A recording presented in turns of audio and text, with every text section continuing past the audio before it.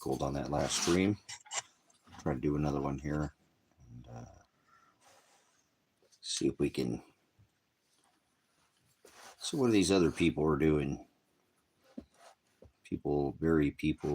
Not very many people, very few people are prepared for what is about to come, what is already happening, and they're not going to get out of the way. So thank you, Father, for getting me out of the way.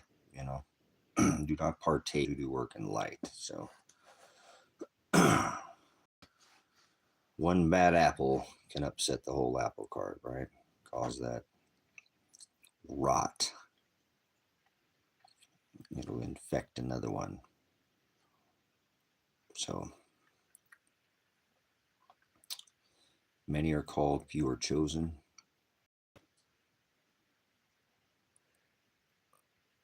Not sure what preparedness isn't something you just pick up and do. You do it as a lifestyle. So thankful so much for that. Thankful for preparedness, because that's what we're supposed to be doing while we're here. Preparing our afterlife, after this flesh, right? After death. We're supposed to die to self daily, every day, be born from above daily. So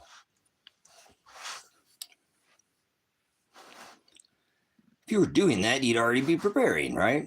It's just a lifestyle. Some you do like taking up your cross daily, like daily bread, or OCD, on Christ daily. Got that excessive compulsive or attention to detail? You tell me. I don't know. So the devil is in the details, right? The devil's much wiser than all the religions combined, and I'm thankful for that. So what are the people waiting for? The captain has not put on the fasten seatbelt sign. You are free to move about the cabin at this point, but they'll wait until there's military on the streets of America. There already is.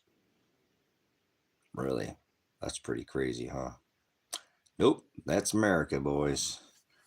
Posse Comitatus is a thing of the past, like freedom, da-dum-dum-dum. Right? So, all an illusion. All like it's like a prison with no walls, indebted by debt slavery, corporatocracy, fascism, right? The corporation with the government. It becomes one large company called the fasten seatbelt sign. So at this point in time, you're free to move about the cabin. Will there be checkpoints? Something's a brewing, something's afoot. They got, Marines, or they got military on the streets. Nobody's going to react. So this is SHTF. And this is what World War III looks like. This is what debt slavery looks like. This is what mind control government looks like. Mente is mental or mind, and govern is to control. So most people are mind controlled, and they love the government and pigs, people in government. It's starting to get a little nutty out there. It truly is not a time where we're not in some easy time to be alive. It is really a very difficult time to be on this rock. We all just went through the whole COVID thing, right? So that everybody, it didn't affect me like it did a lot of people, but I know many people who aren't here anymore. And then people who are still suffering. And then, it had so much more of an effect than even the old jab itself, didn't it? Everything went up. So I know it's ironic, isn't it? Like Alanis Morris said, sometimes we just. All right, let's not go there. I won't start singing any of that dude's songs. All right, anyways. No, all right, moving on. Moving on. Moving on over. The big old dog's moving in. So, well,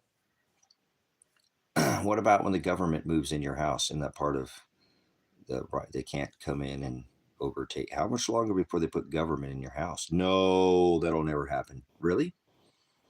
Well, right now you're free to move out the cabin. You better go take that vacation. You better get your bug out right now. You should be living at your bug out. You shouldn't be thinking you're going to go to any bug out. You're not bugging anywhere. You better. They've already cabled most people in many cities. You're not moving. They already put fairways, deep aisles, throughways around so they can move traffic. But most of you will stay right put, like right there. So you better bug in, or you better go to where you need to go, not in panic. You should already be there, practicing, living the. Because it's not an easy lifestyle, and that's what I like about it. It's not a just sit back and do what you want every single day. It don't work like that.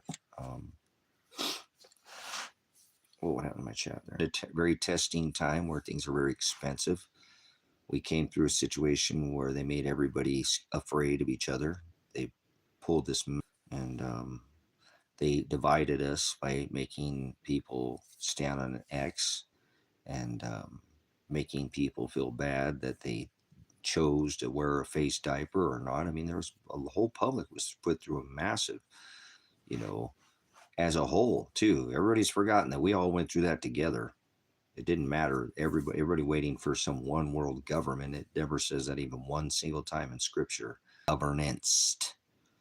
It's still going, but everybody waiting for a one world government as you were marched, on the X, go inside, flatten the curve, fear, fear, fear. If you don't wear the face diaper, you want to kill grandma, right? Some kind of nonsense like that. Or you don't like old people or something, make you feel, see, it did an amazing job. How they, I'm not into the public schooling, but how they robbed a whole, graduation generation from that year, that one class where they didn't literally have any classes for the children that were in the mandatory public television. I mean, public school. Well, in some states it's not, but most states, got to send your kids to this indoctrination camp, and to be, doctored and to be good kids, little debt slaves, and be schooled so they'll go with the flow and put their currency. There's two banks on the side of the river, right? So put their currency in the bank and put their cash flow into the bank, and have it so they can be slaves and they can continue to up creek without a paddle, boys. But here we are, very difficult time where we should all be focusing on the fact that it's difficult. We should be coming together and not letting them separate us by colors or R2D2 or your C3PO or your, and that's coming. Are you ready to have C3POs walking around with you where they don't need the military on the streets anymore because they've got R2D2s? I mean, maybe it's Bubba Fett, some kind of I don't know. You think the Empire's going to strike back? Yeah, right. The Empire's already ruling, right? With their Darth Maul. I don't know. They maul everybody with their nonsense. So I didn't see any of those. I only saw the first. I guess they're the last now because you got to go back in time, and then you got to go back to they messed it all up for me. But I know there's no such thing as Chewbacca had Wookiee with an Ewok, and now we got, Bigfoot and Anakin Skywalker and aliens or some kind of nonsense like that. So that's why I tell people take their big feet, march right out of here. Left, right, left, right, left. Your military left, you soldier. All right. But anyways, I just thought I'd come in here, like I said, and not incite panic, but as of now, Canadian Prepper put on a pretty good video because he shows that it's really difficult to live off grid. It's not as rewarding as many people think. It takes a while to get built, but it does. It eventually, and like I like what Nate said, eventually it don't work. It don't matter what it costs. The cost is irrelevant. It's that you're doing it, and but people don't get that sense out of. I do. I love living off the grid. I think living off the grid is we should all live off the grid, but you know, like this whole idea of being hooked up to some kind of alternating power source when we have the ether, you know, we have gravitic, you know, perpetual motion, shouldn't pay for any energy. Let's have that discussion for a minute because I've actually had that discussion with people before. Imagine if they made energy no cost for energy. I don't care what it was, even if they just made it electric at this point. And there's so much different technology than, well, electric is gravitics. Electric is like static. Electric is polarity. Electric is, you call it gravity, but if you cancel the gravity, you could lift a whole building off the ground. Correct? So, anyways, we'll use your silly little man-made term, gravity, a little spinning ball camp or whatever. I don't care, helios, you know, centric or geocentric. I'm not gonna. All right, so here we are, and they know exactly what's going on. They've got people thinking that they live on a ball planet, Earth, and believe is an action word. It's not even a thought in your head. So people are lost. See, in space, Anakin Skywalker, big feet, the abominable snowman. That was Disney, wasn't it? I think they call it Yeti. I remembered now. I remember they call it the Yeti. We called it the abominable snowman. He was at the top of the Matterhorn at Disney World, right? Yeah. So it was they have another one. What was it? But I don't do none of that, you know, Jiminy Crickets and anyways, Aladdin, okay, flying carpets, anti-gravitics, imagine if it was free energy, guys.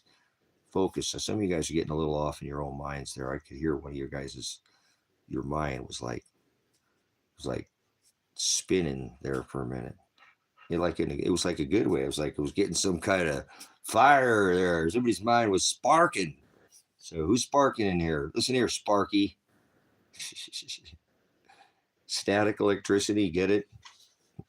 Never mind. Oh, I don't want to be here sometimes. It's okay. I have to do her to the end, guys. So don't worry about it. I'll sit back and chillax here for a minute. We're not. Thank you, Father. We're not spiking the algorithm. The algorithm.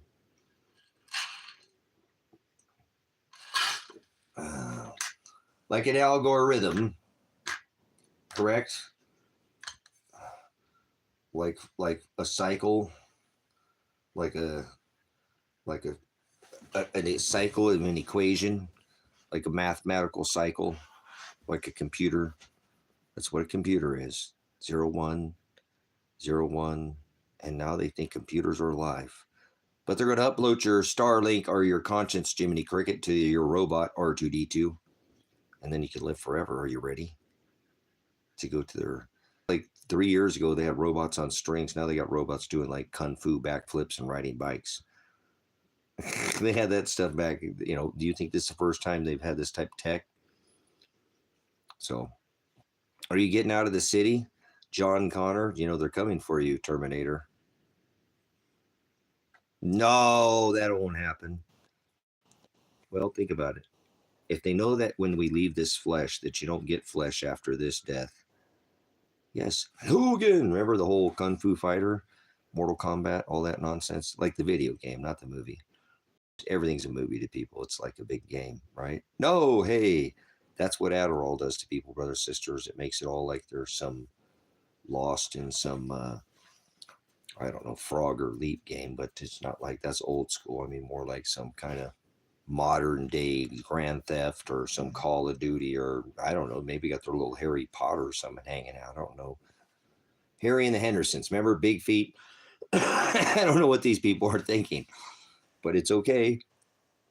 You got to be with these people here on this ball, right? A ball? Who told you we live on a ball? Oh, man, I got to stop, man. Like the Walmart smiley face, right? Like a ball. Oh, don't worry. Dude, you know what you see what I'm saying? Like Stevie Wonder. You know what I mean? All right. I'll make you see why Stevie had to wonder. How about that? Get out of here. Playing your games with me. I don't do this, flying carpets and wineskin bottles. My brain is always on fire. Brain is on overload. It does. It gets stuck on well, see, it's a time lap. It's a computer. It's a cycle. It's a mathematical equation. So it has to math with me. If it doesn't math, not meth, math. These people are Mexican. They're supposed to add up, and that don't add up to me. They call it Ritalin. Now they call it Adderall. It's the same thing. So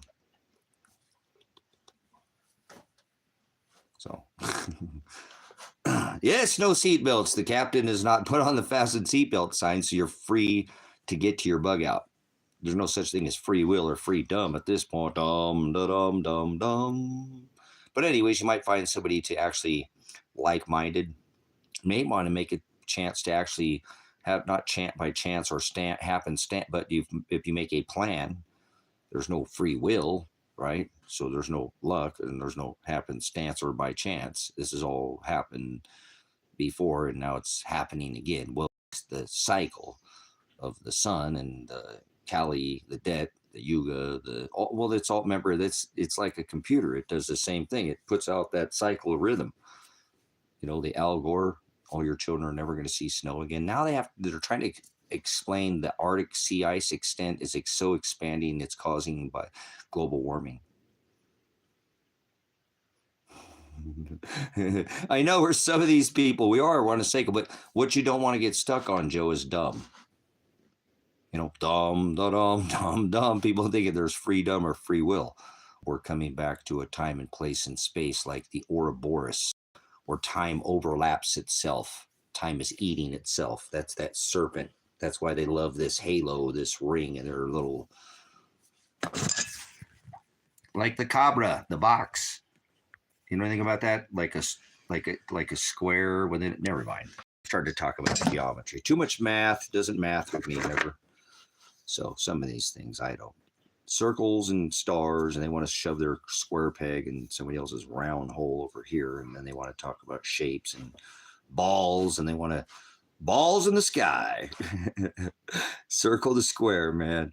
Yeah, I don't care whose triangle peg they're sticking and whose hexagonal. Oh, never mind. All right, we'll stop with the whole. But anyways, it's got to fill the right place and space, or it don't. Like math, you're trying to your shapes, your stars, frosted Lucky Charms. They're magically delicious. There's no such thing as magic. There's no such thing as luck.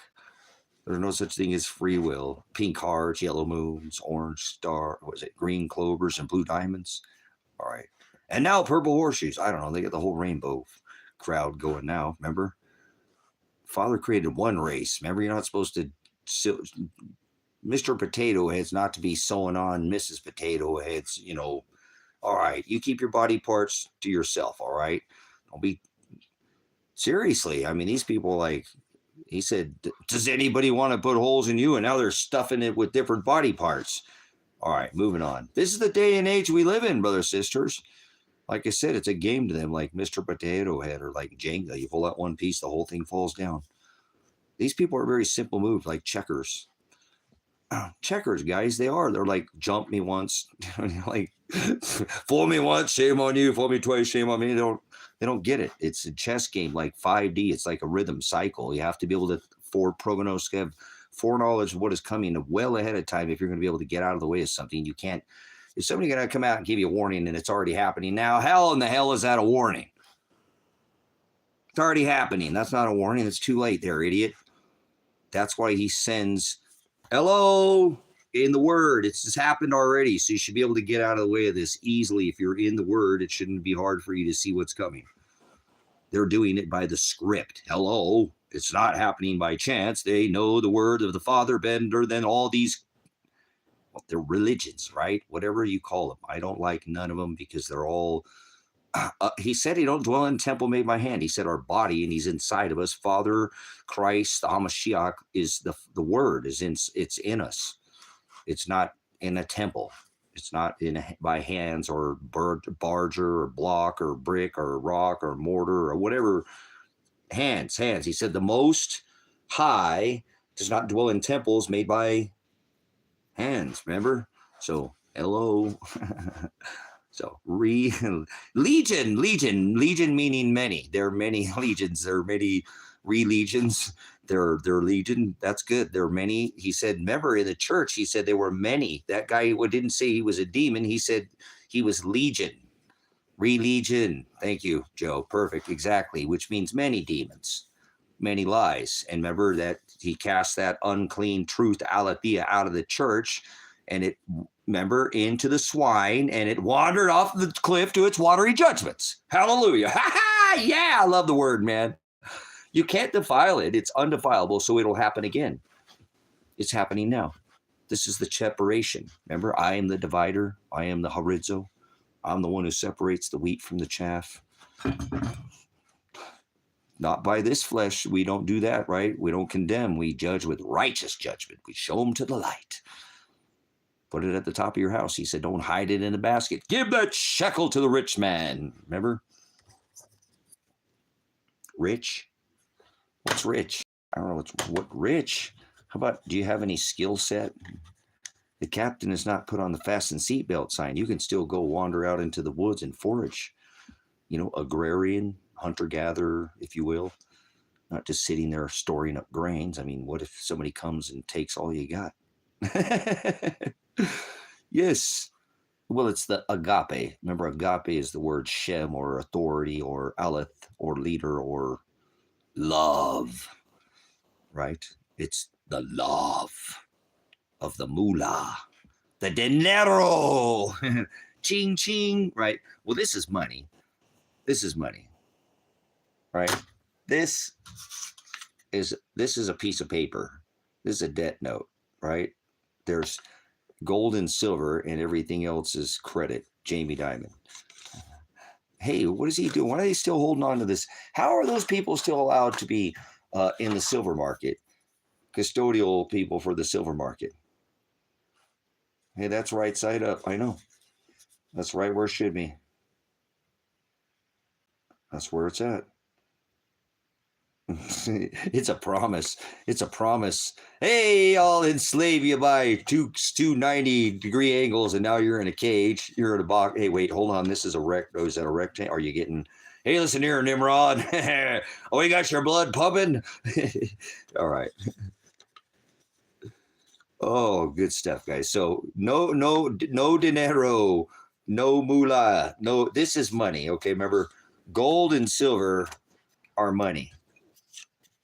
Oh, that's gold, that's silver, that's, hey, I don't like that silver. Let's find another piece of silver. All right, hey, there's a piece of silver. Are you a buffalo farmer? We got any buffalo farmers in here? I'm a farmer. You got a buffalo farmer or a herder? You got a herd of them? These kind of buffalo right here, they don't bark, bite. They never ask to be fed. They don't graze grass, nothing. They don't need alfalfa. Timothy, hey.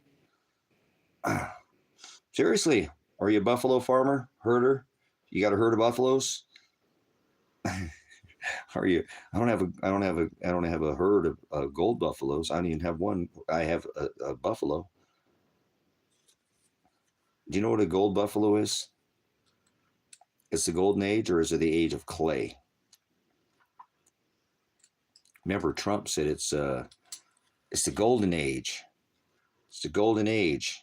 To the queen. Remember, they give all their authority. Hey, wait, ding dong, the wicked witch is dead. Now it's King Charles. King, remember the king, like Canada, to the crown. To the crown. Oh. To the crown. Oh, can you see the old wicked witch is dead? So anyways, never mind. People don't know what money is anymore. They think money is a piece of paper. And I could surely wipe my fourth point of contact with that. There's been 4,800 of these pieces of paper, and every one of them's, except for the currently ones that have been put into circulation, and the only ones that haven't sank are the ones that are currently floating around. Get it?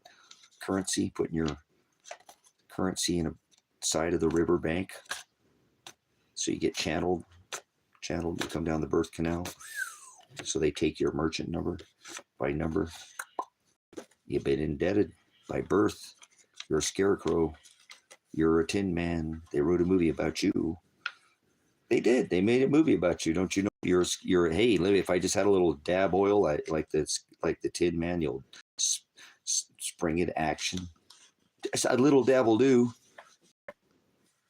Like Scooby Doo. Like Barney Rubble, huh? No, never mind. I'm not going to go there.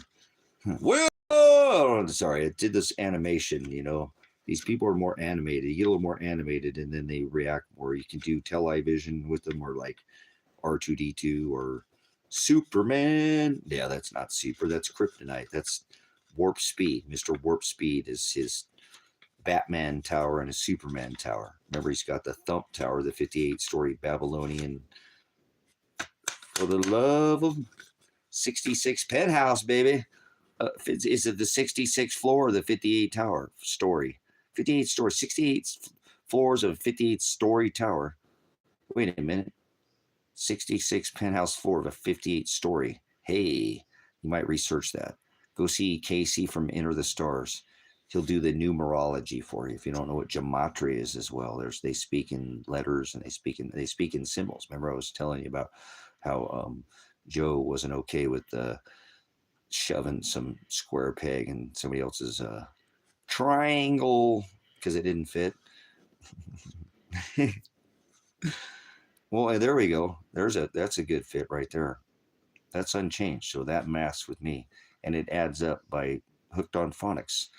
Work for me. That's numbers. Is phonics is letters like jot or yod or tittle, but not. Well, remember grammar like Nelly country grammar, or like, well, hold on, where did that come from? I get a little bit of oh, sorry, little country grammar there for you. Some swap meet Louie. How about we'll do some swap meet Louie? That's is that Sir Mix-a-Lot? No, that's Baby's Got Back. All right, back by gold. Back by gold. They're telling you what's going to happen. It's right in front of your face. Hey, look, guys. Look what we're going to do to your dollar. We're going to take your green back. We're going to take the green back, and we're going to. Have you ever read what's on this bill right here? The most widely printed piece of toilet paper. I mean, money. You know that $1 trillion. I could take $1 trillion $1 bills, and I could stack these not like this, right? Not like this, but like this, and go to the moon. I'll give you a trip to the moon, Alice. You know, like he said, there'd be signs in the stars and in the sun. There would be signs, and in the moon, right? Like a moon. Hey, here's some moon. There's some more moon. Did you see? There's the sun eclipsing the black old sun. All right. Anyways, shoot the moon. You guys remember Cheech and Chong when he was sticking out there? I think they were he was in the cleaning van. What's the difference between precious metal currency and fiat currency when it comes to the origin of value? Aren't they both analogy worthless? No, they're not, because gold and silver have never been worth nothing. So precious metals are not currency. Currency is a piece of paper. Money is not currency. Two different things. Be a good debt slave and put your currency into the bank. You can't do safe deposit, can you? Oh, all right. But anyways, you can't say precious metal currency because you don't know the difference. Because precious metals are money, like gold and silver are money. In order to be money, legally, it has to be, remember, you have to be able to make change, a store of wealth, value, tangible, dividable. That's money, gold and silver.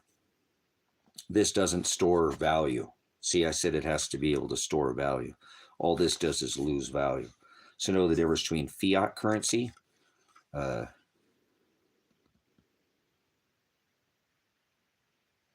gold is in heaven. Well, think about this, Aaron. You don't know what heaven is, and you're a demon and you're a Nephilim.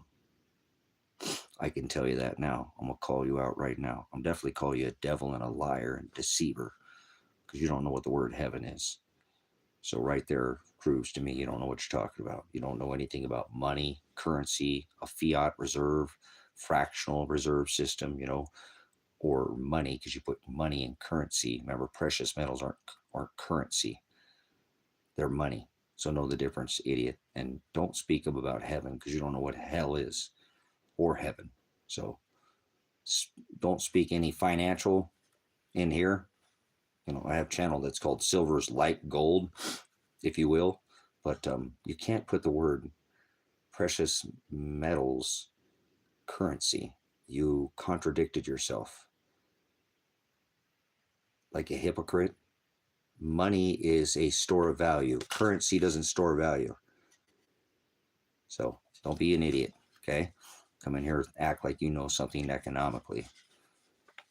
You don't. I don't think you have any idea what's going on in this current monetary turning, this fifth turning. Remember this cycle, the 80-year reserve currency cycle, all these things that happen by cycle, not by chance, not by luck. This ain't some lottery ticket. So why would you call me a demon? Because you're lying. Because money is not currency. I'm just keeping you straight. I don't care about the money. I appreciate it, but that's not what it's about. Dollars don't store value, correct? And a demon is somebody's lying. So don't say that a dollar, right? You said that precious metals currency. A currency is paper. Precious metals, that's a lie. And a Nephilim is you're bullying somebody, trying to tell somebody that those two go together. That's marrying truth to a lie. These are not the same thing. There's no such thing as backbite. If you think there's gold sitting in Fort Knox, you fooled yourself. Seriously. So let's get it straight. We don't have to be enemies, but don't marry truth to a lie. That's the problem. That's what people think, that this is worth something. This is a debt note. This enslaves people to a system. This is your own system. You become your own system here. Okay? So I appreciate the donations, but you don't have to, and I don't want you to donate if you don't have an abundance. Okay? So I'm taking the abundance of this knowledge that I have in this financial sector, where they've really got this, overnight lending desk and the quantitative easing 1, 2, Operation Twist, all this, and they've got all these alt systems now with these digital blockchain, which they've already stable back some of these coins, UMI, right?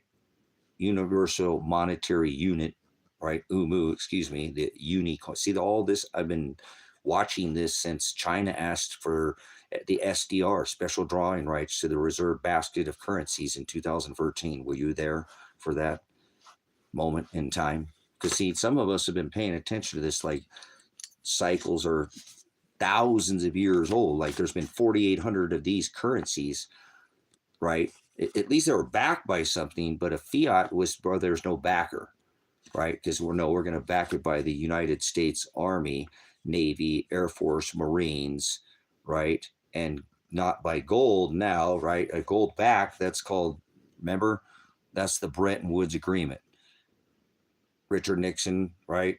Hit the brakes. Oh, crap. When France came over here asking for their gold back that they put in the, remember gold back? There's been 4,800 of these paper currencies that have been put into circulation. Currency is not precious metal. So that's why I got on you. Okay? So don't take it personal.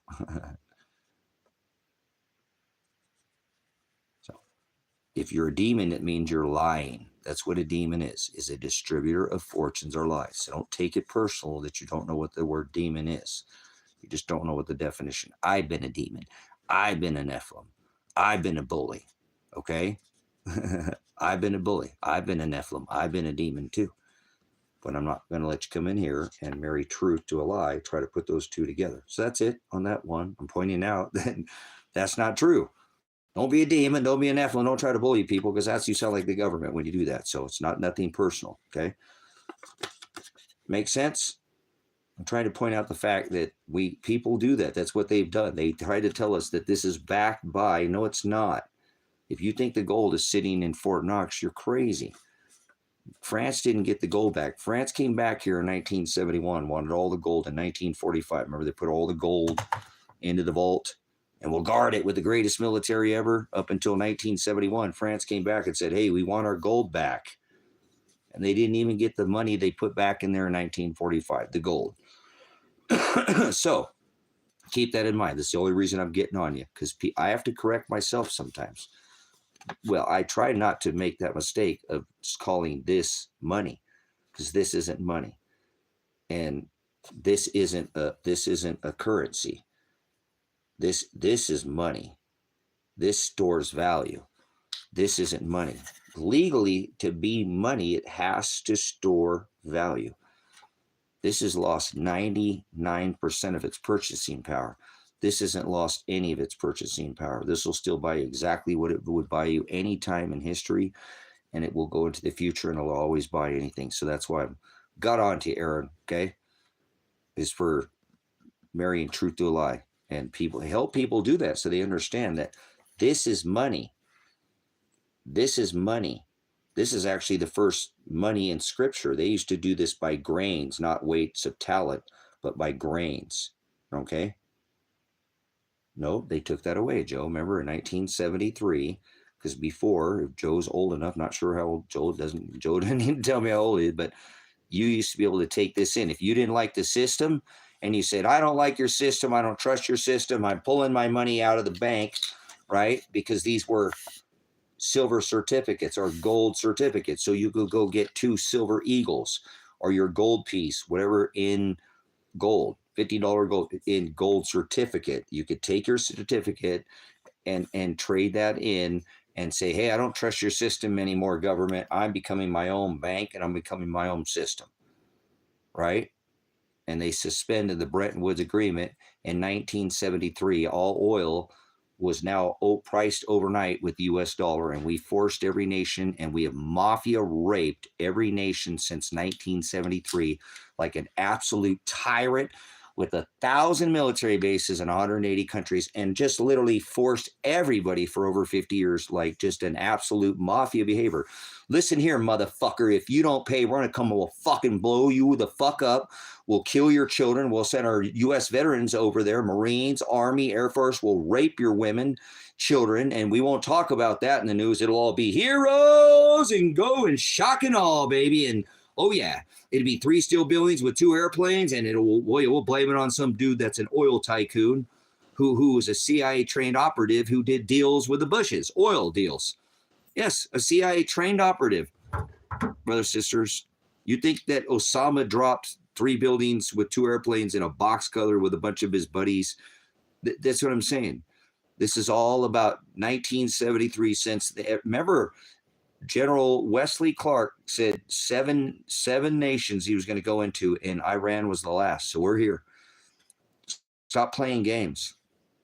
This is really happening. And they took, and for 50, how many years? 73, that's 50, and forced every single nation to pay for oil with the US dollar. Forcing people, whether they like it or not, that means we get a little, that's mafia behavior. This great American dream has been built off the back of the world, man.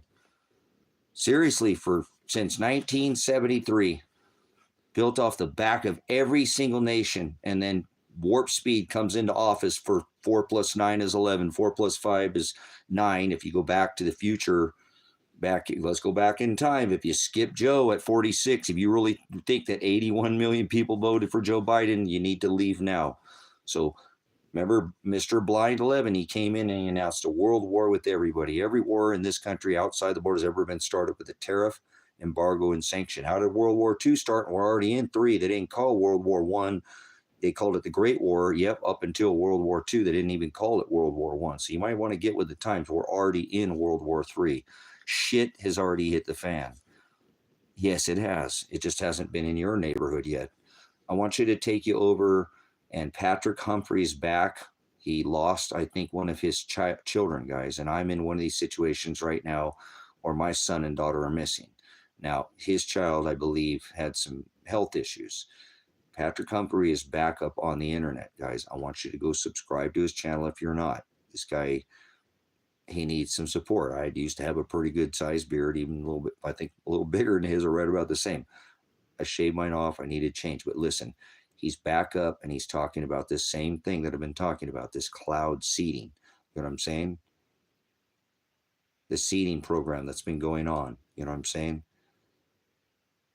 No, Jesus is not of Nazareth. That's blasphemy. I rebuke your Jesus of Nazareth. Jesus is not of Nazareth. Nothing good could come of Nazareth, said the scripture, correct? Have you forgotten about the Star of David? The birth of the king? He said, Revelation 3:11, I come quickly. Your Jesus of Nazareth is Satan, by the way. Because you don't know the Hamashiach. You don't know my love. From the house of David, David was born of Bethlehem. Christ was born of what? Two kings, two crowns. I come quickly. Revelation 3:11. Let no one take your crown. Revelation 9:11 says they have a king over them. The king of the abyss, knowledge. Go back in time. He was not born of Nazareth. He was born of Bethlehem. Remember the Star of David? David was born of Bethlehem. Christ was born of Bethlehem. That's why it was called the Star of David. Hello? Wake up. Hope you're not going after this Sex Pistol Jesus, birthed in the middle of the winter. It's a stick up. Let me see your decima. Everybody get their hands up. Oh, careful. Can't serve two masters. There's two kings, two crowns. Christ was not born of Nazareth. Christ is a pagan term, by the way, too. So careful. It means anointed in oil. Careful. What? This is not some baby oil party that you go into with P. Diddy there. Can't serve two masters, brothers and sisters. This master here has been enslaving nations for 50 plus years, raping nations with the petro-dollar. Are you part of the system? This is this system that has been telling you and warning you of this neuter gender beast system. Anybody who fornicates with this beast, yeah, this good old, great old oil American dollar, the petro-dollar, forcing everybody for how many, and then pay, right? No, play or pay with this nation. So not only have we raped you of your money for 50 plus years, but now if you don't come here and bring your business here, we're going to tax and tariff you. You're okay with this? I hope you're not partaking in any of this. Actually, I hope you're standing up and speaking up about this, because that's what Christ said. Don't hide that light in a basket. You give that shekel to the rich man because you didn't use what I gave you. You hid it. You buried it. You didn't share that light, that I didn't share that blessing. Not all of us get the same blessing. So go tell people the good news. Christ is born of Bethlehem. He was the lion from the tribe of Judah. You understand? So he wasn't born of Nazareth. Nazareth was, remember this, Nazareth was like the ghetto, brothers and sisters. The funky, funky ghetto. And it wasn't that. Because remember, he was the lion from the tribe of Judah. He was born of Judah, the southern tribe. Not from the north, but from the south. That's how hard that is to fix that one. Oops.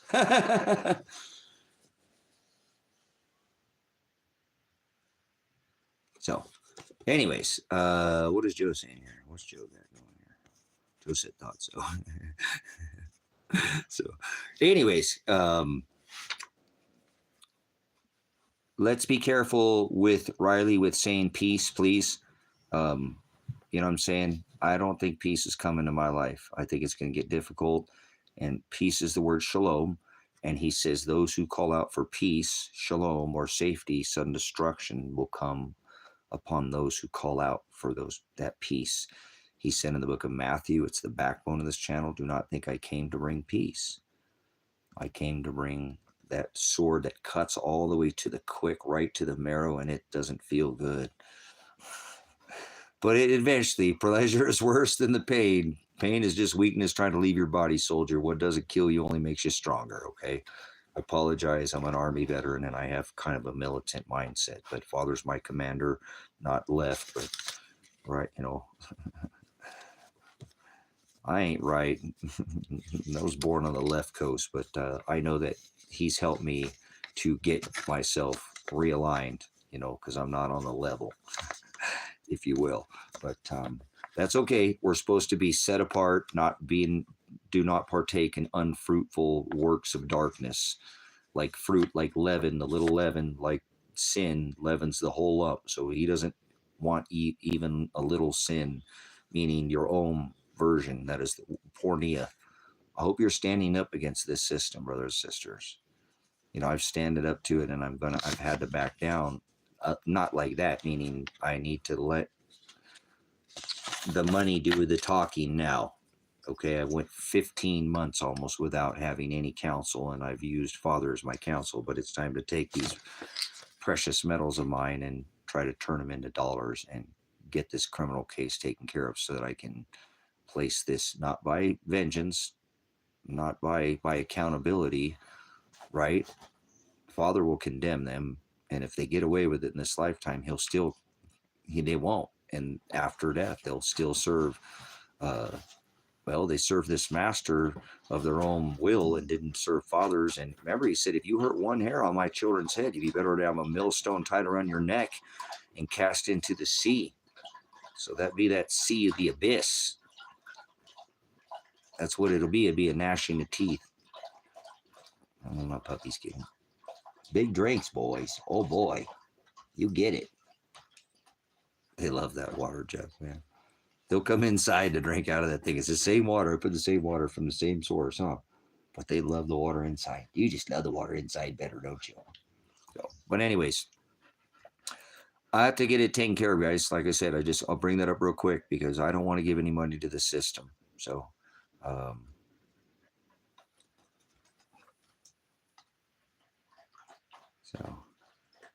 yeah, I don't know what happened to the last stream. The last stream totally, I guess, skipped out on me or whatever. So I guess anytime I talk about this too, this isn't helping the cause.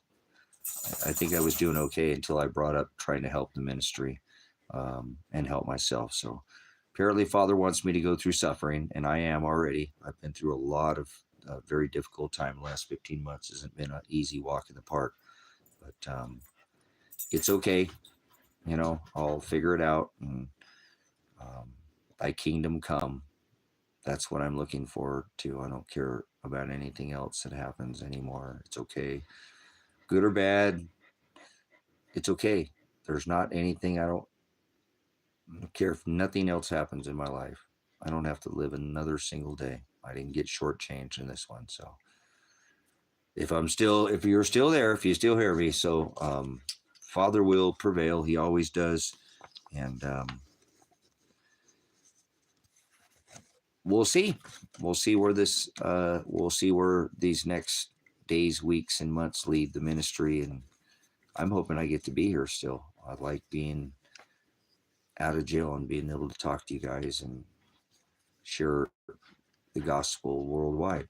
And I can't do that if I'm stuck in a jail cell. But it doesn't matter. I share the gospel wherever I go, everywhere I go. It's very seldom do I ever go for decades. If I could ever get my son back, he'd be a witness. Everywhere, Dad, he told me, all you ever do, Dad, is Jesus. Got to do more than that. No, I don't have to, son. That's what I love so much. I do other things. Don't tell me I don't do I do a lot of things, son, but that's all that matters to me, man. So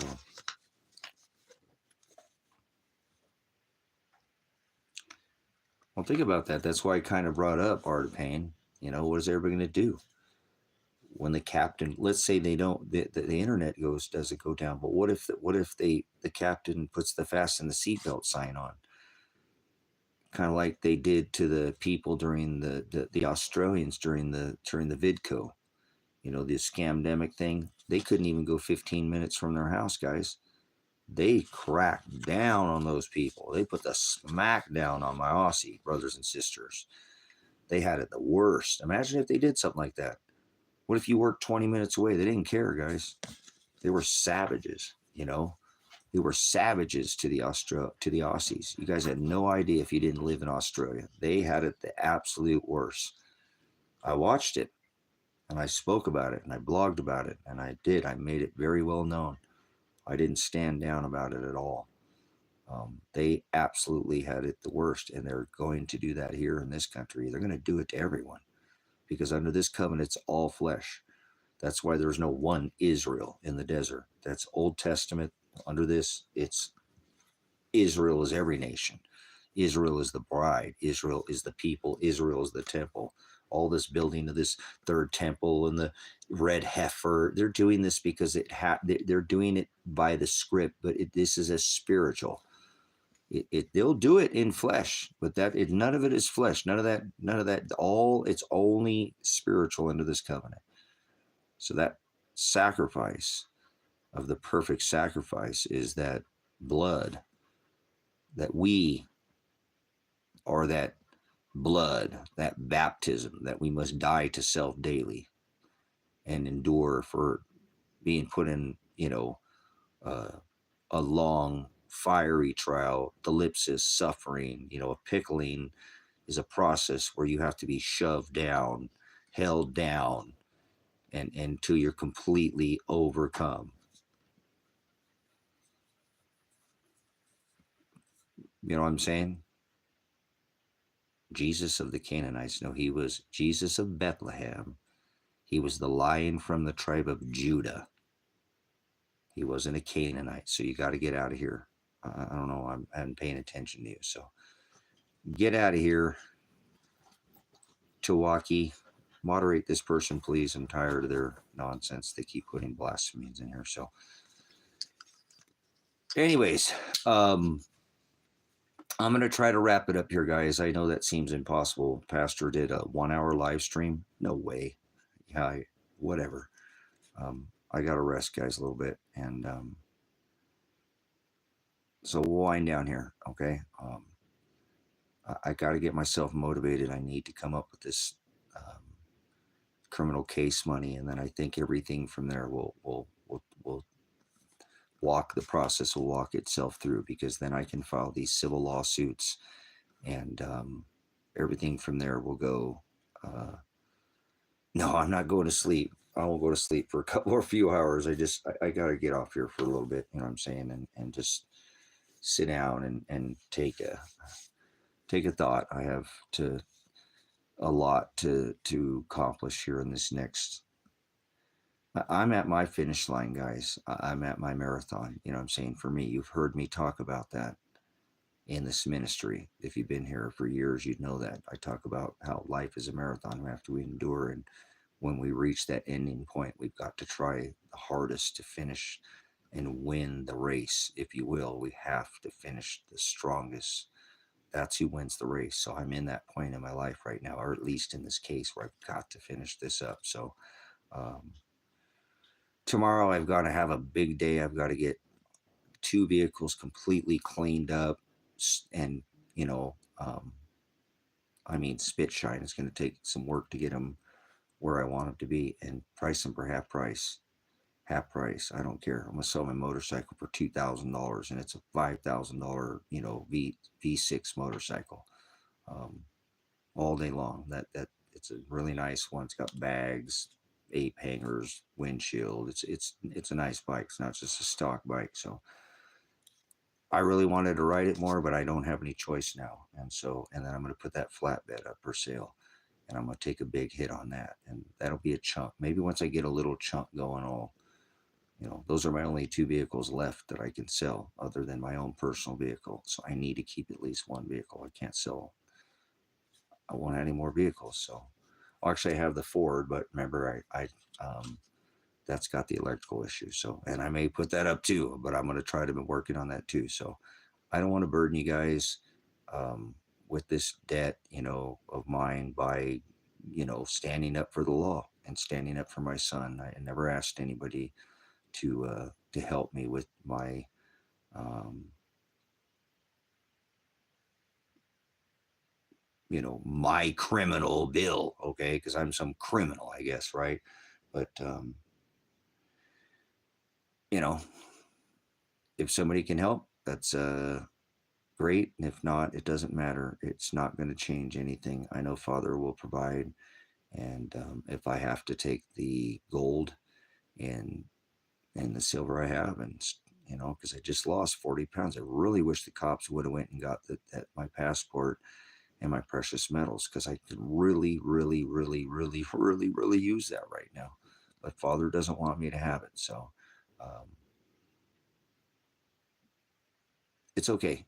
I'll get more. Just think about, you know, 15 months ago, I had every bit of precious metals taken away from me, and like I said, I'm nearly holding up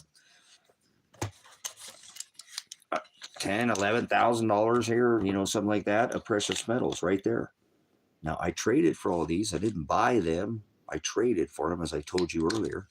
None of these were bought at a store with paper. I worked for these. I actually bought a motorcycle originally and fixed that up, and then traded that off. And I did a couple trades before I eventually got into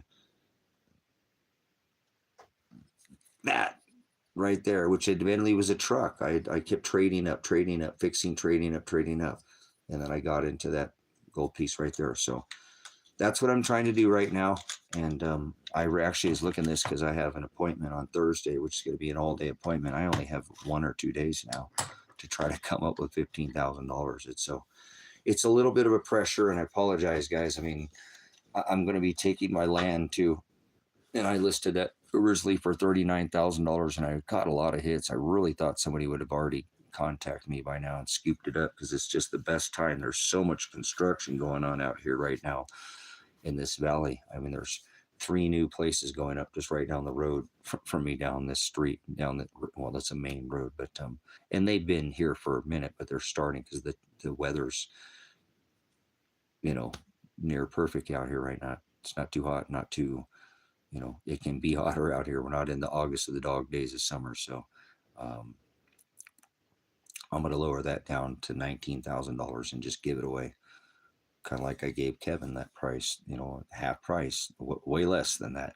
So for that land, that was 20. This one's 5 acres. So um, maybe in the next day or two, something will sell, and Father will relieve a little bit of this pressure. I'm so tired of doing this financial crap, but I got to get through this last stretch, guys. I'm saying, if I can make it through this last stretch here and get this criminal attorney, I can file the civil lawsuits, and I won't lose these civil lawsuits. I really think that I have at least 5, 6, 8, 10 separate civil lawsuits, and I can prove criminal liability. I can prove it through civil, but I want this attorney. That's why I'm paying him so much money, because I want him to prove that these cops were criminal in their excessive force, in their assault, in their battery, in their grenading of my daughter and my son, and hitting me in the face with the grenade. They have to be accountable. They can't go do this to people. That was unwarranted. Well, they had a warrant, but you have to serve the warrant properly, and they didn't serve it properly. So there's many, many, many, many, many, many civil rights violations. And I tried, guys, for 15 months. I've tried to get them to just drop the case, and I leave it alone. I get my passport and I leave. And I just go make it off what I had. But they didn't want to listen to me. And so Father has shown me that I'm not seeking vengeance, that by holding these people accountable by lawsuit, they need to lose their jobs, guys. You can't hit somebody in the face with a grenade. That was extreme, excessive. Attempted murder is what I'm going to be speaking to the attorney about. I want this cop to go on trial for attempted murder for hitting me in the face with a grenade. You can't hit somebody in the face with a grenade. That's not how that special weapons and tactics, flash, concussion, bang, flash, bang. It's concussion grenade. It's meant to be thrown into a room and not directly at somebody. And that's exactly what they did. And they grenaded my daughter. So I will not rest until I find out which officer grenaded my daughter and which officer grenaded me, because they're not the same officers. And who authorized it, and who shot my son when his hands were in the air. I want these people to be held accountable. You think it's okay? Have you ever watched the SWAT raid? You think that was okay, what they did to my son and my daughter and my animals? It's not okay. And I'm not seeking vengeance. Now I'm going to be seeking lawsuit. And I will not settle for any less than the maximum on them, because I think these people need to be accountable, held to the max accountability.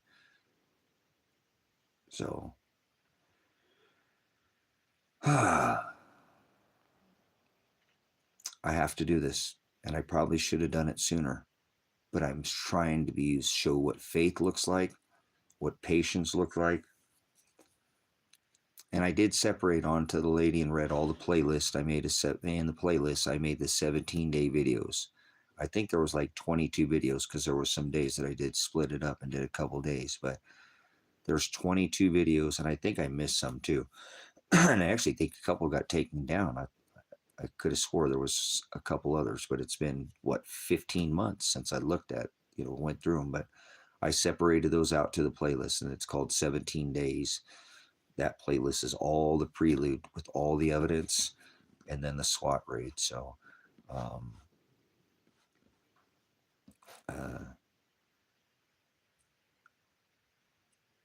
yeah, I made a playlist. Within that playlist, there's the SWAT raid, there's the other one, Oregon, and then now there's the 17 days with 22 videos uploaded. So if somebody wanted to make themselves familiar with this case, they can look at the hell that we went through trying to get the media, trying to get somebody involved. And I think that's where, again, I've got to do that tomorrow. I'm going to be going and trying to contact the media tomorrow. If not, I'll be doing that on Thursday. I don't have any idea. I've never done a GoFundMe, so I don't know. Whatever I don't know. Like I said, I'm not even familiar with how that works, so it's okay.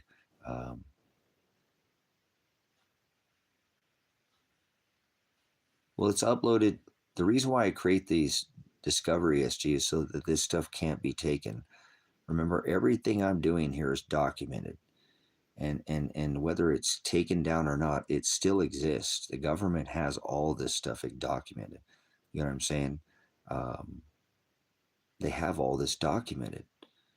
So this is an extreme, excessive force. I do think, and I've had a couple people here recently think, man, if this breaks the news, this is going to go to national news. What was done out here will go national news. So I've got to get this attorney paid, guys. I don't want to skip here. And like I said, John Caligo, you can look him up if you want to know who he is, where I'm putting this money at. But he's been practicing law since the early 80s. He's very well tried, murders and everything. He's very well versed in criminal law. It's Kolego is his name. So he's even stood against, guys. He's had some disciplinary stuff for not going by the, I'm saying, in his file for not going by this system. Seriously, go look back. I love that about John. There's been times that John had some issues with the system because he wouldn't do John stands in his reputation. He's been doing it since 82. And so his reputation speaks for itself. Like I said, so he told me, Tracy, I'm an expensive attorney. Are you ready? I said, John, it is what it is. I have a son that's possibly dead, man. and you were on that case. You're the one I have to. I mean, it only makes sense. So, he's not cheap. He's very expensive. His hourly rate is one of the most expensive in the state. But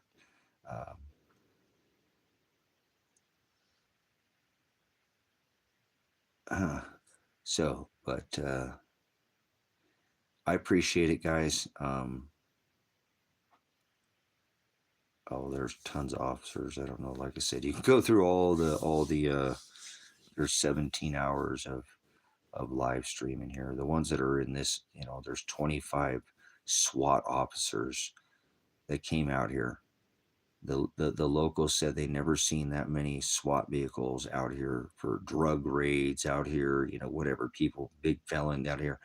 They never brought that much force. Like I said, some of the locals who thought, man, what is it, the end of the world? No, it's that constitutionalist out there that's been exposing us for all the criminal behaviors that we've been doing, and nobody else has had enough balls to speak up. This guy just won't shut up, and he won't go away. We've tried to kill him once already. He won't stop. So,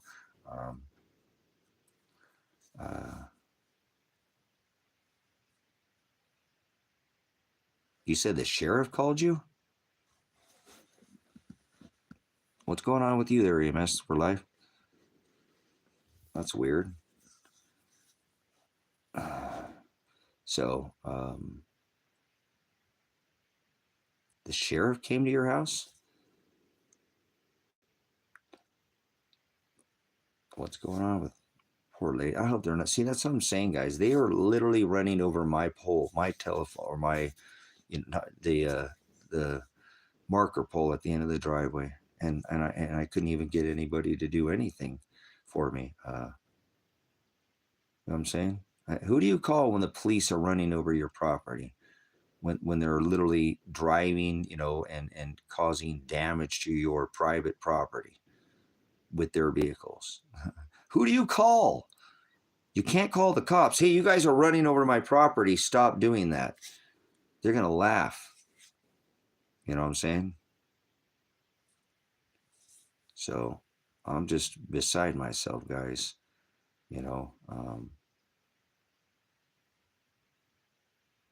Tower went down. Which night do you talk about there, Lady in Red? But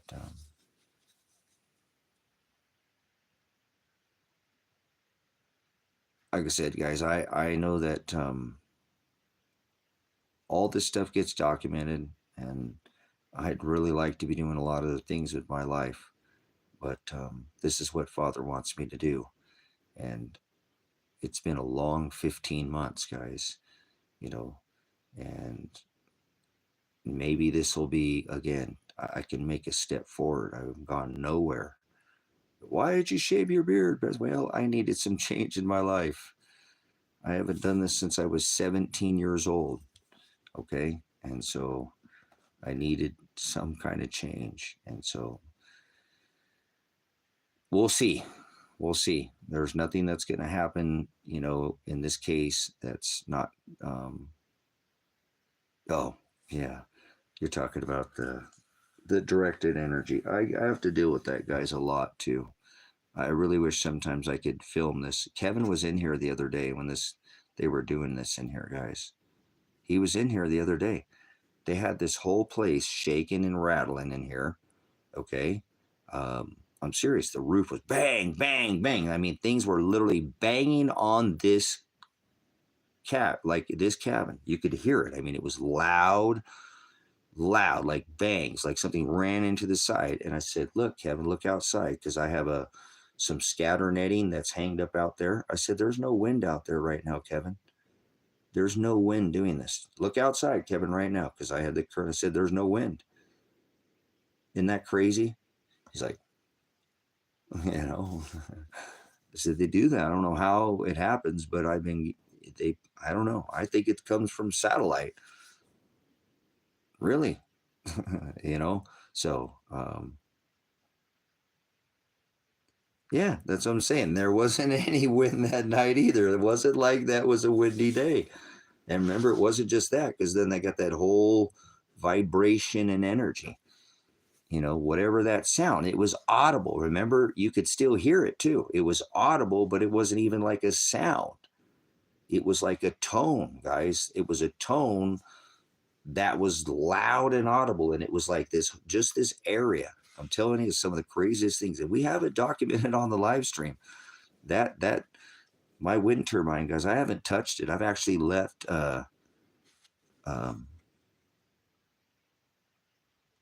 we are so yeah, no, like I said, there was literally, it was vibrating. That's what I'm saying. It was a pulse, but you could hear it. It was such a loud vibration that you could hear it as an audible tone, and it was like everywhere. It wasn't just in one place. And we heard this loud, you know, bang bang. And so I know they do this. And people, oh, they don't. No, well, whatever, guys. You think whatever you want. You know what I'm saying?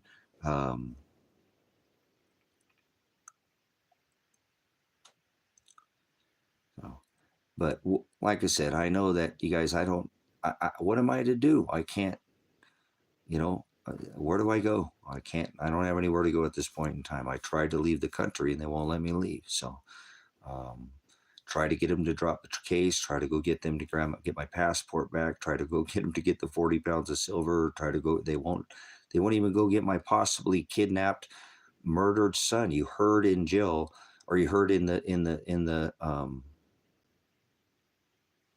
court the other day, they called me nutty for saying my daughter and son were dead or kidnapped. The guy called me nutty, said I'm being nutty and speaking gibberish because I'm telling him that my son and daughter are possibly kidnapped and dead and reported. So I need to get to the bottom of this. You know what I'm saying? I need to get to the bottom of this.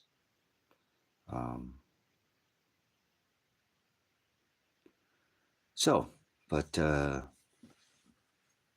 you know, what am I to do, guys? I got to let Father do this. So I stood in faith, and I took the money that I had and I spent it on the ministry. And I would never go back and change it for the world, guys. I have no regrets. You know what I'm saying? So, what do I do? If they're gone, they're gone. They're going to have to eventually be accountable for not looking for them. I reported my son kidnapped by Marshall and my daughter at when they arrested me last time, guys. It's on the live stream. You hear me saying that, and that was back in December, right? Oh wait, no, May. I can't remember what. No, it was May. My bad. It was May. I'm sorry, May, not December. It was a year since May. So May.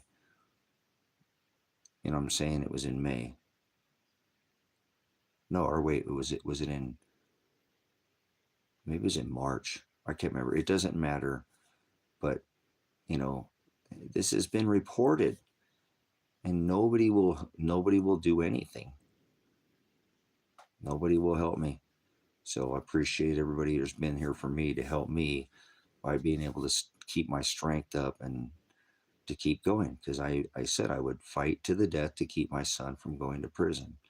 And I made it very clear that I wasn't going to use any weapons. I was using my constitutional right, my First Amendment right, my Fourth Amendment right to protect him from illegal prosecution by using his constitutional rights through using the law and not a Second Amendment by an armed standoff. I pleaded and begged. I begged the police to stop harassing my daughter and menacing her and scaring her. And she was out working 7 days a week to go support her husband, working an extra 2 days for months. She went and helped him. She signed up separate and gave her own time. She wasn't getting time for him. Her hours didn't count towards his hours. His hours were his. She was going there to support her husband, to try to see him through this. And then she comes out here and gets grenaded, guys. She took a grenade, guys. My daughter got grenaded. That's crazy. So I want these cops to be held accountable. So that's why I have to do this. So if I give up all my precious metals, it is what it is. I'll just have to come up with more funding for the ministry for the Ecuador property. Who knows? I might not even go to Ecuador, right? I might not even be able to leave. They might throw me in prison. I don't know what's going to happen to me. And I don't particularly care. It's okay. Whatever happens to me, what happens to me. It's not, I can't change anything in my life. That's obvious. My life has been like this for when Father completely took over this vessel of mine and started steering the ship. There's nothing I can do. You know what I'm saying? There's just nothing I can do. So I've tried. You just heard me report them dead to the Josephine County judge, and he told me he didn't know anything. I don't know what you're talking about. This is a judge in the county where I said my son was murdered, and they send this judge over here 4 hours away. There's so much foul play in this case. It just stinks to high heaven. It just absolutely stinks. And every time I get one more of these, pieces of evidence like I get, it just makes my son's, for him to be alive less and less and less. And the same thing with my daughter.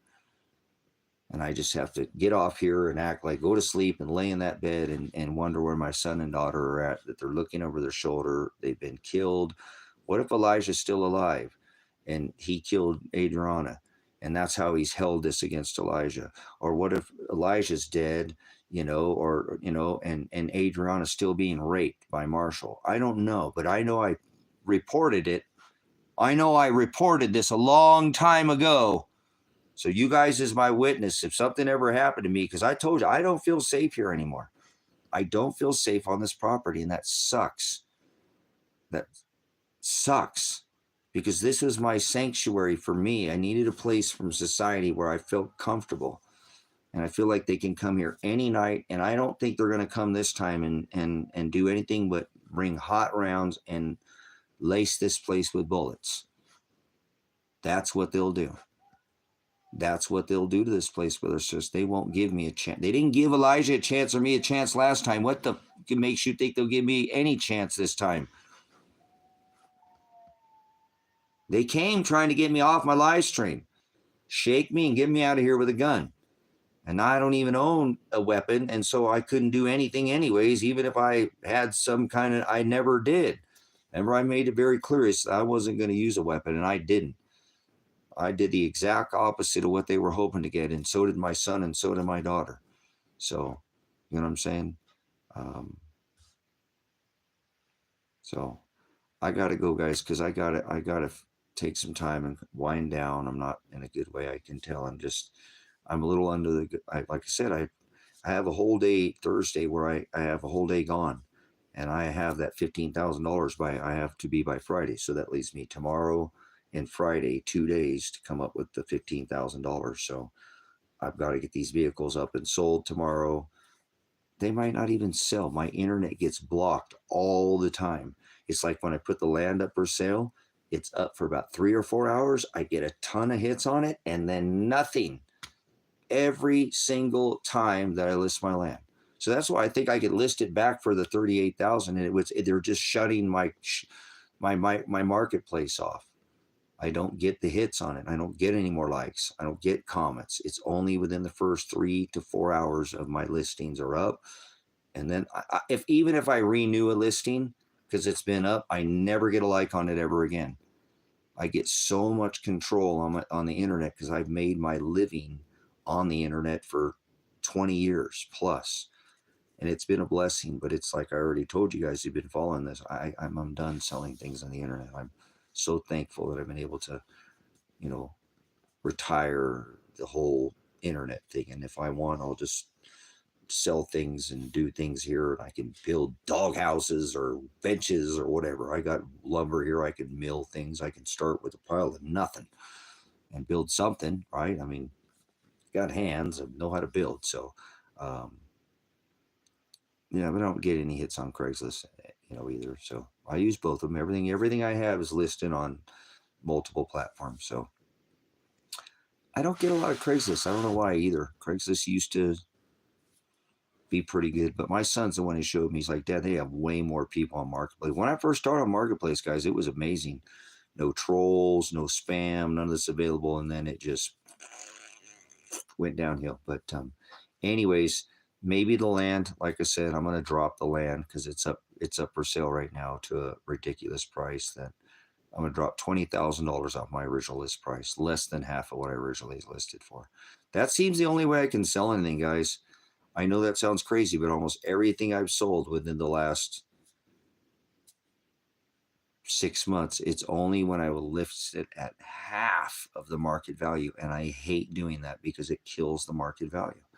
Somebody sees that price sold for something and it takes away the value of what market value is. So I've sat on things for years and I won't sell it because if it pulls it down below market value, it takes it down the price of what it's worth. So I've been very hesitant to do this, but I've had to do this, and that's how I've been able to obtain. It's the only way I've been able to make sales in the last. It's like I don't need to go there, and I just did that. That's why I gave Kevin less than half price, guys. Less than half price. I sold Kevin that land for, you know what I'm saying, and that's a big hit that I took, you know. But it is what it is. I don't care. So that's what I've got to do tomorrow. You know what I'm saying? Yeah, I know. I thought about that. I thought about raising it up, you know, because actually, when I had it at the 39,000, it is the closest school in the whole county, in the whole North Lake County to the school. There's not a closer house to the school. So somebody who has kids, you know, and that I can't believe somebody didn't scoop that property, but I know that I'm being shut down. My internet gets shut down. I don't care what anybody says. I really don't care what anybody says because I've had to live this. And I've shown other people this. Are like, wow, wow, okay. I mean, I've shown that to Kevin since he's been here. He sees that. If I don't keep relisting it every day, twice a day, pull my listing off, it just goes into the infinium, if you will, or it just gets pulled to the side because I never get any more thumbs up and I never get any more comments. So it's strange, but that's what happens when you use the internet like I do. I'm sure there must be some kind of algorithm that they have that does something to any one of my platforms, so to speak, because I've used this for so long. So, but thank you for the people who gave a couple streams. We didn't get any donations on the last stream, and that's okay. I said I'm going to ask, and I'm not going to feel like I'm grifting anybody. I want somebody who can go to a blackjack table, go to a casino and put $5,000 down on a craps table and not miss it. That's the type of donor I'm looking for. And remember, I said that the last time with the ministry, and I ended up being that donor. So if I have to, and I can't keep the gold and the silver that I have, and I have to get the criminal attorney, I will. Oh well. I'm just trying to hold on to the precious metals because you'll watch me, and you'll be here if you stay here, and I can hold on to this, the gold that I have. You will watch me, and I'll show you. I will buy that property down there for you guys. I'll put it in the ministry's name. You know, it doesn't have to.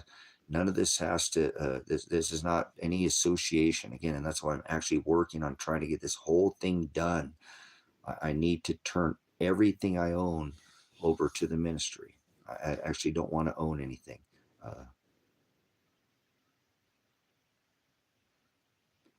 Still preaching races or colors?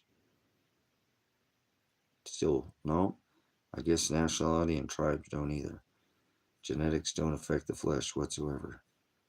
What does that have to do with color, idiot? Joseph, get out of here, man. If you're going to try to put racists in here again, you're going to come back in here and try to be a racist pig again? So, okay, guys, thank you much. Appreciate it.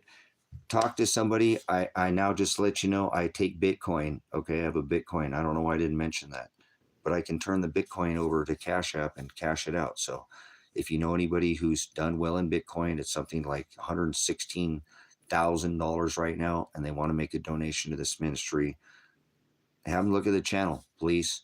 See if it's something they'd like to use their tithe to use it here.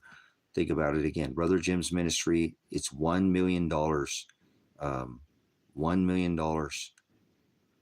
to run Grace and Truth Ministries in Hendersonville, Tennessee. You know? Oh, cool. Right on. I didn't know that. I must put a link or something. My son helped me do some of those things when he was around. But anyways, if you know anybody who can help this ministry out by funding a GoFundMe, any way that they can, I'm not going to feel like, like I said, but it needs to be people who have abundance, people who have the ability to give. That's not going to hurt their lifestyle in any way, shape, or form, because I don't want to take from somebody's grocery bill, light bill, power bill, water bill, rent, mortgage. That's not what this is about. So, um, but sometimes it only takes just one person, guys. And last time that happened to be me. So if push comes to shove, I'll throw the rest of these precious metals that I've worked for in the last 15 months. After all this stuff has happened, I've been able to, yes, I've actually been, because I made some stuff and I tried that. That was different because I don't think I've ever really had that sriracha, and that was kind of sweet. Never had that before. Very different taste. I actually put it on a couple different things to try it out, but it's pretty good on eggs. But okay, guys, I got to go. But again, if you know anybody who's blessed and can bless this ministry with the tithe by PayPal, Cash App, or Bitcoin,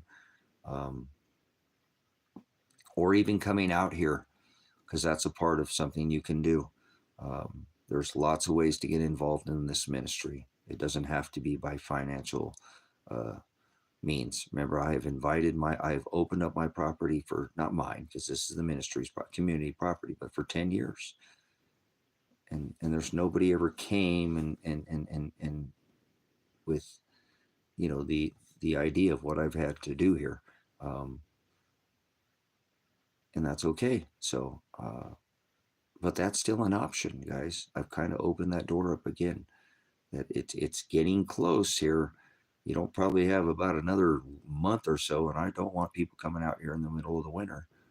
If I'm still here and struggling to think that they're out there cold and don't have enough firewood or not, I'll have to shut that back down. But maybe that's another way, somebody wants to, I don't know what people are waiting for to go.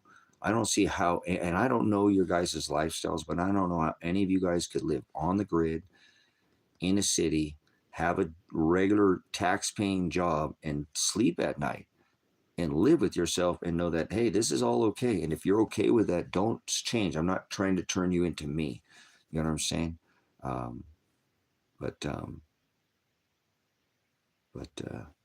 that's hard for me to fathom, that people are waiting for something to get worse to react. You know what I'm saying? And I know there are people, but that if you're comfortable, don't go anywhere. That's what I'm just saying. Go watch Nate's video, okay? That's what I kind of tail off on this. Going off grid maybe not be the best thing for you. A lot of people have the idea, and maybe I did in my head because I'm doing it, that a lot more people really want to do this than they do, which there are, but a lot of people aren't very equipped to do it. You know what I'm saying? They're not equipped to do it. It's a lifestyle. It's not as rewarding, like, and that's what, a lot of the times, like I said, if you're not working in here, if I'm not working in here, I've got other things that I can't neglect. I don't have this luxury of being in the city and I'm off the grid. So there's certain duties that I have to do because I'm off grid, moving the solar panels, just whatever. Even if you had a farm, it's like that. It's like you might sit down, an hour a day, after working, all day. And that's your reward. That's kick your feet up and go, man, I'm living a lifestyle that everybody wants to live for an hour a day, So I need to get off here and try to remind myself that no matter what happens to me, I have been living the American dream. And this is the lifestyle that everybody's wanted to live. Even though it's been very difficult for me, I wouldn't have it anyway. I'm glad they're trying to throw me in jail because I'm standing against perverted law. I'm not a menace to society. I don't have any charges out in the general public, My charges are menacing the police, harassing the police, interfering with the police, and hindering the police. Remember, never saw called the firefighter, right? So I don't have charges, problems with people. It's the perverted law that I have a problem with, and that's my charges. That's the charges against me. So I mean, if the last thing that happened, if they railroaded me, anything had happened, and if that's what, so you're telling me you got thrown in prison for standing up for your son because they wanted to throw him in prison, and you were standing up as a constitutionalist, and so your charges are what? You got cop charges? You didn't hurt anybody else? You were actually just you were using your mouth, and the cops gave you all these felonies for using your mouth? They assaulted you. They harassed you. They menaced you. They wrecked your vision. They wrecked your hearing. You suffered a stroke, and now you're in jail, and they're all walking around scot-free, huh? Yeah, well, Father will pour out a just measure when he returns. Don't you worry about it. I let Father fight all my battles for me. So nothing's happening here, brothers, sisters. You know what I'm saying? That Father didn't want to happen. So it's been a long haul, and I appreciate everybody who's made it this far with me. But now it's time to, in my case, put up or shut up. Okay, and I've got to stop, and that's why I don't want to discuss the case really much anymore. It is what it is. Now I need to focus on coming the funding for this very expensive attorney he's going to do whatever he's going to do. That's what I already told him when I talked to him. You know what? That's why I hired you, because I know I need you to do what the law says, okay? What's legal. I'm not expecting anything other than what the law allows you to do within the confines of what he has the ability to do. So I'm not trying to get him to stretch, nothing. So whatever happens to me. I'm not concerned about it. You know what I mean? So I appreciate your time. And again, maybe you can discuss it around, and maybe somebody will, maybe they'll be the one. Maybe somebody can come in and help this ministry out, and then we'll immediately, I'll probably almost immediately do that, guys. You know what I'm saying? I'll immediately buy the land. If I can come up with a donor, because I was almost ready to buy the land, remember? I was almost told you guys I was almost ready to buy the land. I was real close. I was about ready to make an offer on that land. I was telling you that in here. But I pulled those funds back to buy the land, and I'm now using them for this legal criminal case that I have to take care of. Although I have civil cases, I have to hire 2 separate attorneys. That's what I'm saying, brothers, sisters. So I'm not going to ask anybody for any money for the civil attorney. I'll take care of that. And I actually do think that the civil attorney will just take the case, because there's pay in it for them, a substantial, we're talking millions of dollars in these settlements for them. Why would they make me pay? I don't think the civil attorney is going to make me pay. I've got to get through this criminal case, though. To get to the civil case, I've got to take care of this criminal case. If I get myself locked up, guys, because I didn't, what the hell, that would be stupid for me to have all these precious metals and go get locked up in jail and have me sitting in jail with these precious metals sitting out here. Why? I think I should use what I have. You know what I'm saying? So if you can help me pad it with the Cash App or PayPal, great. And if not, don't worry about it. I'll just take all the precious metals in at the end of the week. I'll cash them in. And hey, a year ago, I didn't have anything. Remember? 15 months ago, I had everything taken. All my gold and silver was gone again. So here I am sitting on, about, I don't have as much as I had last time, but I had, a good fair amount again. But last time it was 15 years of collecting that. This time it's been 15 months. So thank you, Father, for the blessing. So, yeah. And like I said, I mean, I've only spoken on just one thing about just the warrant. So we'll have to look and make sure this warrant's valid. If the warrant's not valid, none of it's valid. But Like I said, the only other thing again is you can't hit me in the face with a grenade. So that's a criminal matter. So I want the attorney, and that's what you do. You pay an attorney and they do it, I want the attorney to seek criminal charges against the state of Oregon and against Lake County Sheriff's Office. And that's why he needs to pull and find out who and which officer authorized, and do they have body cam footage of them throwing it? It was dark out here. It was 3 a.m. Which officer was it? Will they be held accountable? We'll see. Father will. That's what I'm hoping, is that Father will pour out the measure on these people, not me. I seek no vengeance and I seek no monetary gain from this, guys. I seek no monetary gain. You mark my words. If I'm able to do this, the settlements will go to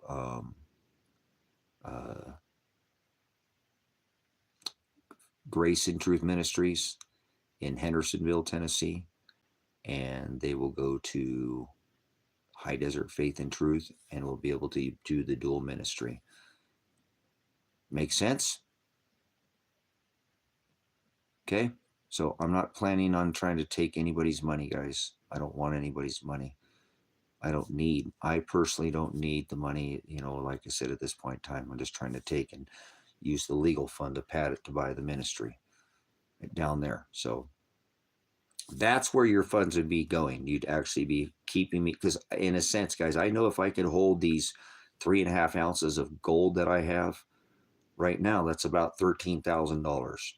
11,000 is what it is, about $11,000 or $12,000. That's going to be enough to buy that ministry. I bet you by the end of the year, that precious metals are going to go up. They just have to, guys. It's a safe haven asset. I've watched the cycle. Even if it doubles, it would, but that money, if I could pad it with the cash is going to go down. You know what I'm saying? If I held cash and just held all the same money in cash, I wouldn't make any money. These precious metals have the ability to make money. And that's the only reason why I came in here, because I thought somebody might be able to help me. Somebody might have some extra cash, Bitcoin, I don't know, but like I said, don't feel obligated, because I really, again, I'm almost kind of saying the same thing. Like, hey, unless you have an abundance, please don't, like Aaron came in earlier and said they had $10. I said, why? Don't give me $10. Pay. That's a burrito, man. If you know what I'm saying? Yeah, I hear you, David. I know it's got to have some change in my life. I told you imagine what I looked like in my 20s, guys, in my 30s. It was not fun. Nobody listened to me. Nobody take me serious. Look like a kid. You know what I mean? So I love that gray beard of mine. I miss it. So, because people take me more seriously, with the beard. People don't have to take me. Words should speak for themselves. Not the beard doesn't speak. But people tend to take me. Like I said, when I was in my 30s, it looked like it was 15 years old. I was in my 40s. It really looked pretty. I'm in my 50s now, so I don't know how old. I'm not nice to look at, but it's definitely a different look. Okay, so I definitely had. I don't mean that. I don't mean to be vain or anything like that. But when I was in my 20s, I was like, I didn't feel like there was no person, that I couldn't, whatever. But I had a different mentality. I was young and idiot, stupid, and born in Los Angeles with some whole weird mentality, thinking that, everything revolved around California. The world revolved around California. But everything east of the California border was the East Coast to me. That's how crazy my mentality was growing up. Hey, you have a left coast mentality, West. You grow up that far in the dirty South in LA. Well, a new heaven and a new earth, absolutely. So the new earth is the rule. So, and that's what you're going to be able to need to reign and rule over your flesh. If you're going to be able to be with Father, you can't have flesh. So this earth is what causes you to sin. Flesh, mammon, Jezebel, flesh, traditions of men, Nephilim, devil, bully, same thing. It's this meat suit that causes us to sin. If we didn't have the meat suit, we wouldn't sin. This, because Christ is inside of us. He is our compass.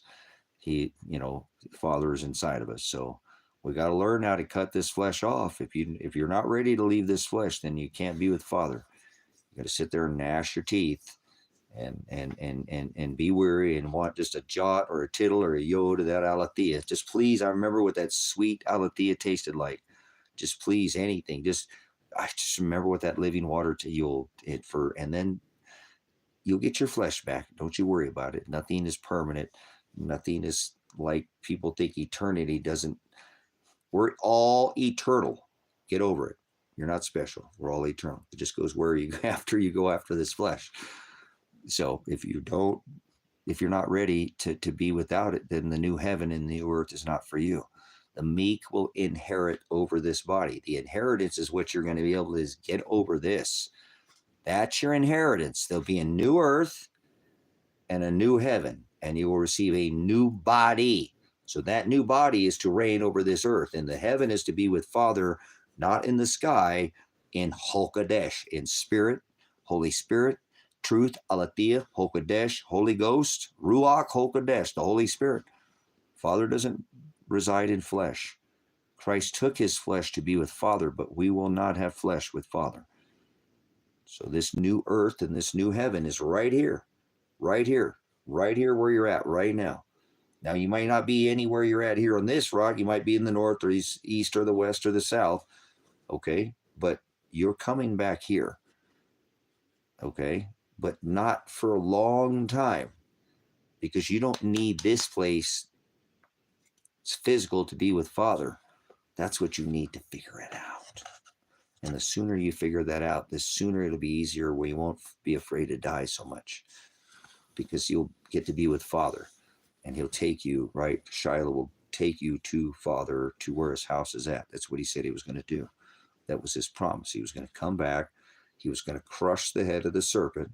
That was, his heel was bruised by the serpent. Remember, he's going to come back and make his enemies his footstool. And he said your enemies would be ashes, because his promise of fire, not the rainbow, right? Well, the promise of the rainbow, that he's going to use fire this time. So everybody's going. I don't care what these people think. They think they can upload itself into some kind of robot Terminator thing and Starlink their thing, because there's no flesh. That's why they're building robots, dumbasses. Are you that stupid? Come on, guys. They think they can upload their conscience like Jiminy Cricket into a robot and make it through this next thousands of years or whatever, because there's no specific, everything in Scripture is there's no changing to anything. But when you look between this time of the seventh shofar and the ram's horn, there is a time before the little season passes, and it's not specific. That little season is when you get your flesh back. So they're trying to make it to that next age so they can come back. They do this all the time, guys. They know how this works. They're much wiser than the average bear, if you will, or, well, sheep, or not bears, but anyways, Russians, anyways, poking at that Russian bear. But the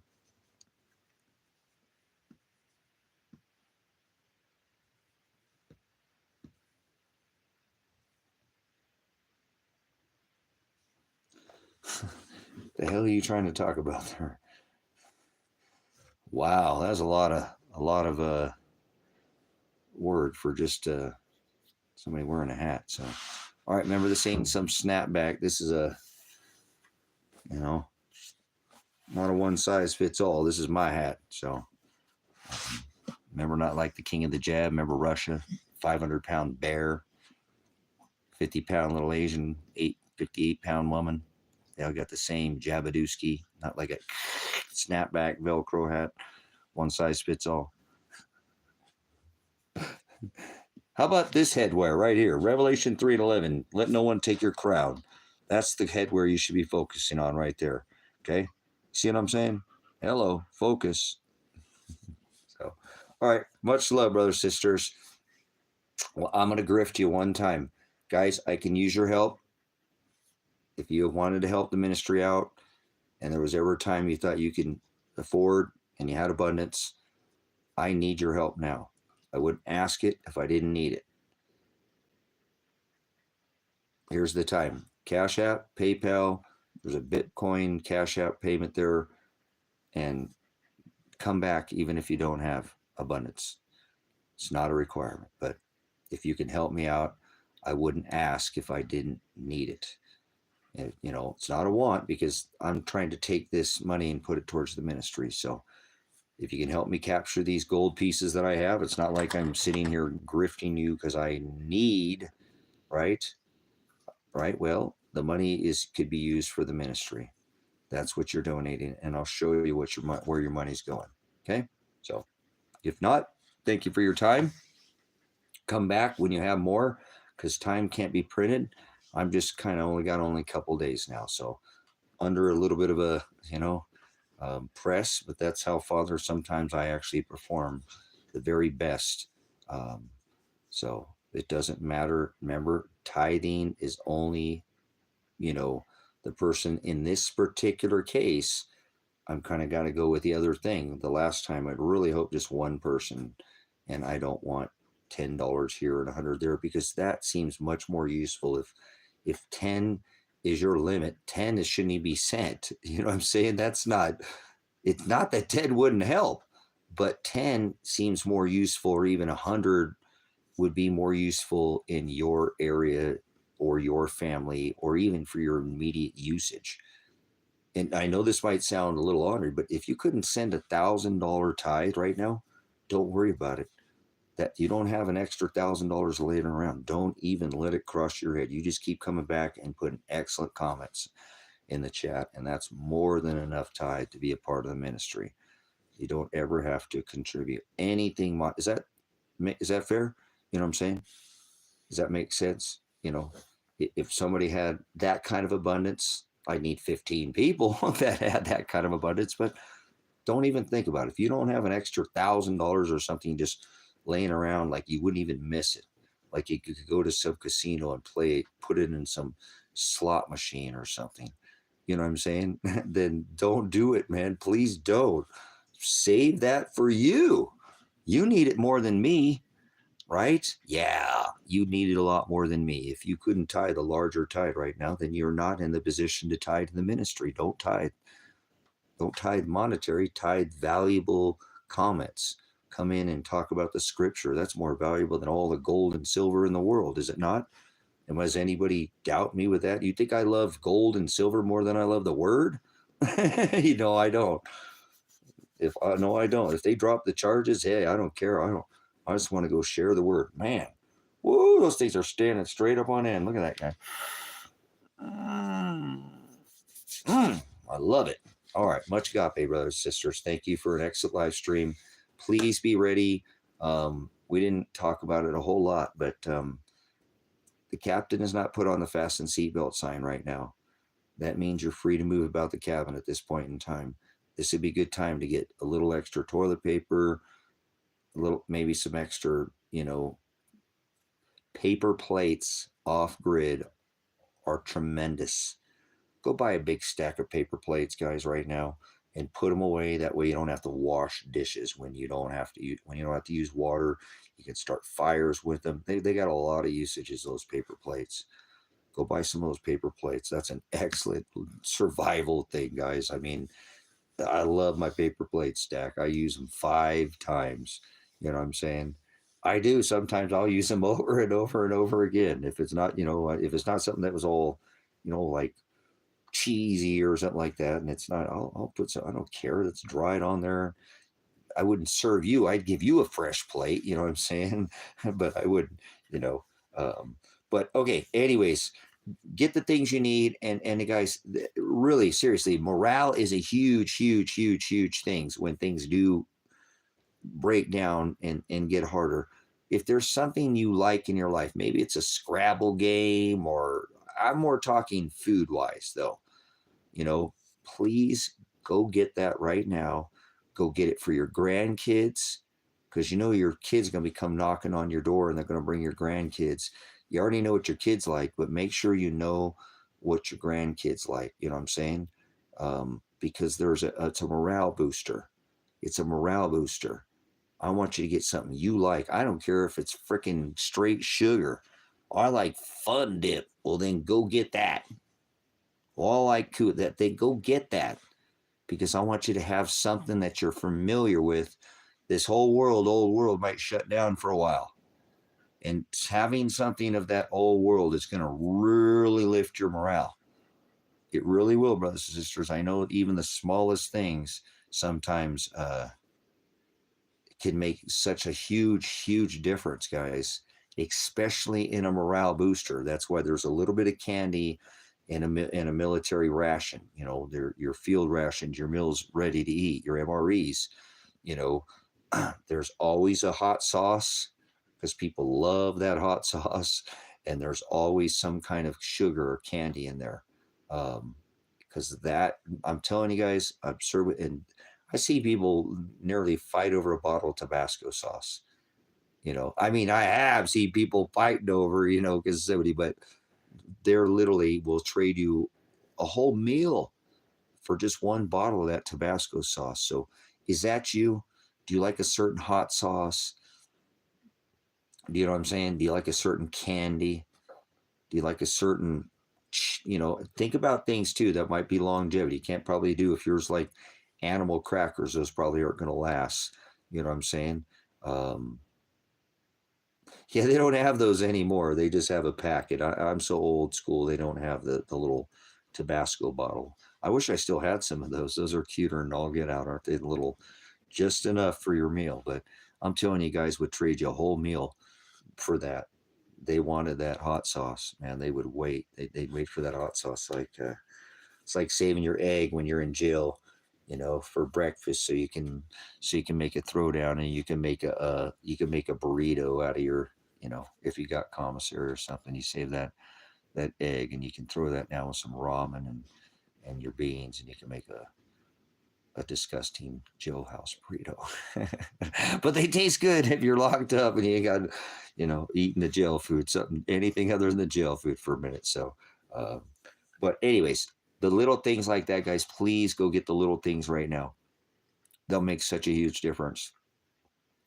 I'm the type of guy when I'm in a relationship, I love the bigger things and stuff, but the things that make me, you know, or break me, and I love to do is the littlest things, man. Go just the longest.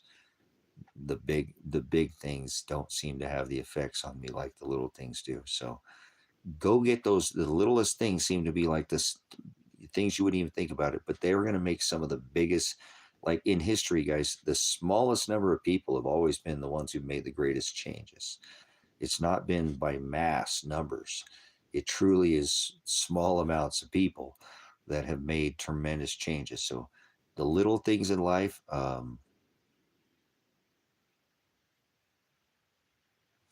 we talk about everything on this channel. Oh, I can't imagine there's so much content.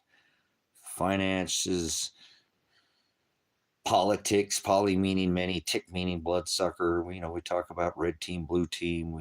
It's just about everything. We talk about the magnetosphere, the weather, military. I talk about a little bit of everything. There's backup channel here at Predestined4light has a backup channel at Silver's Like Gold.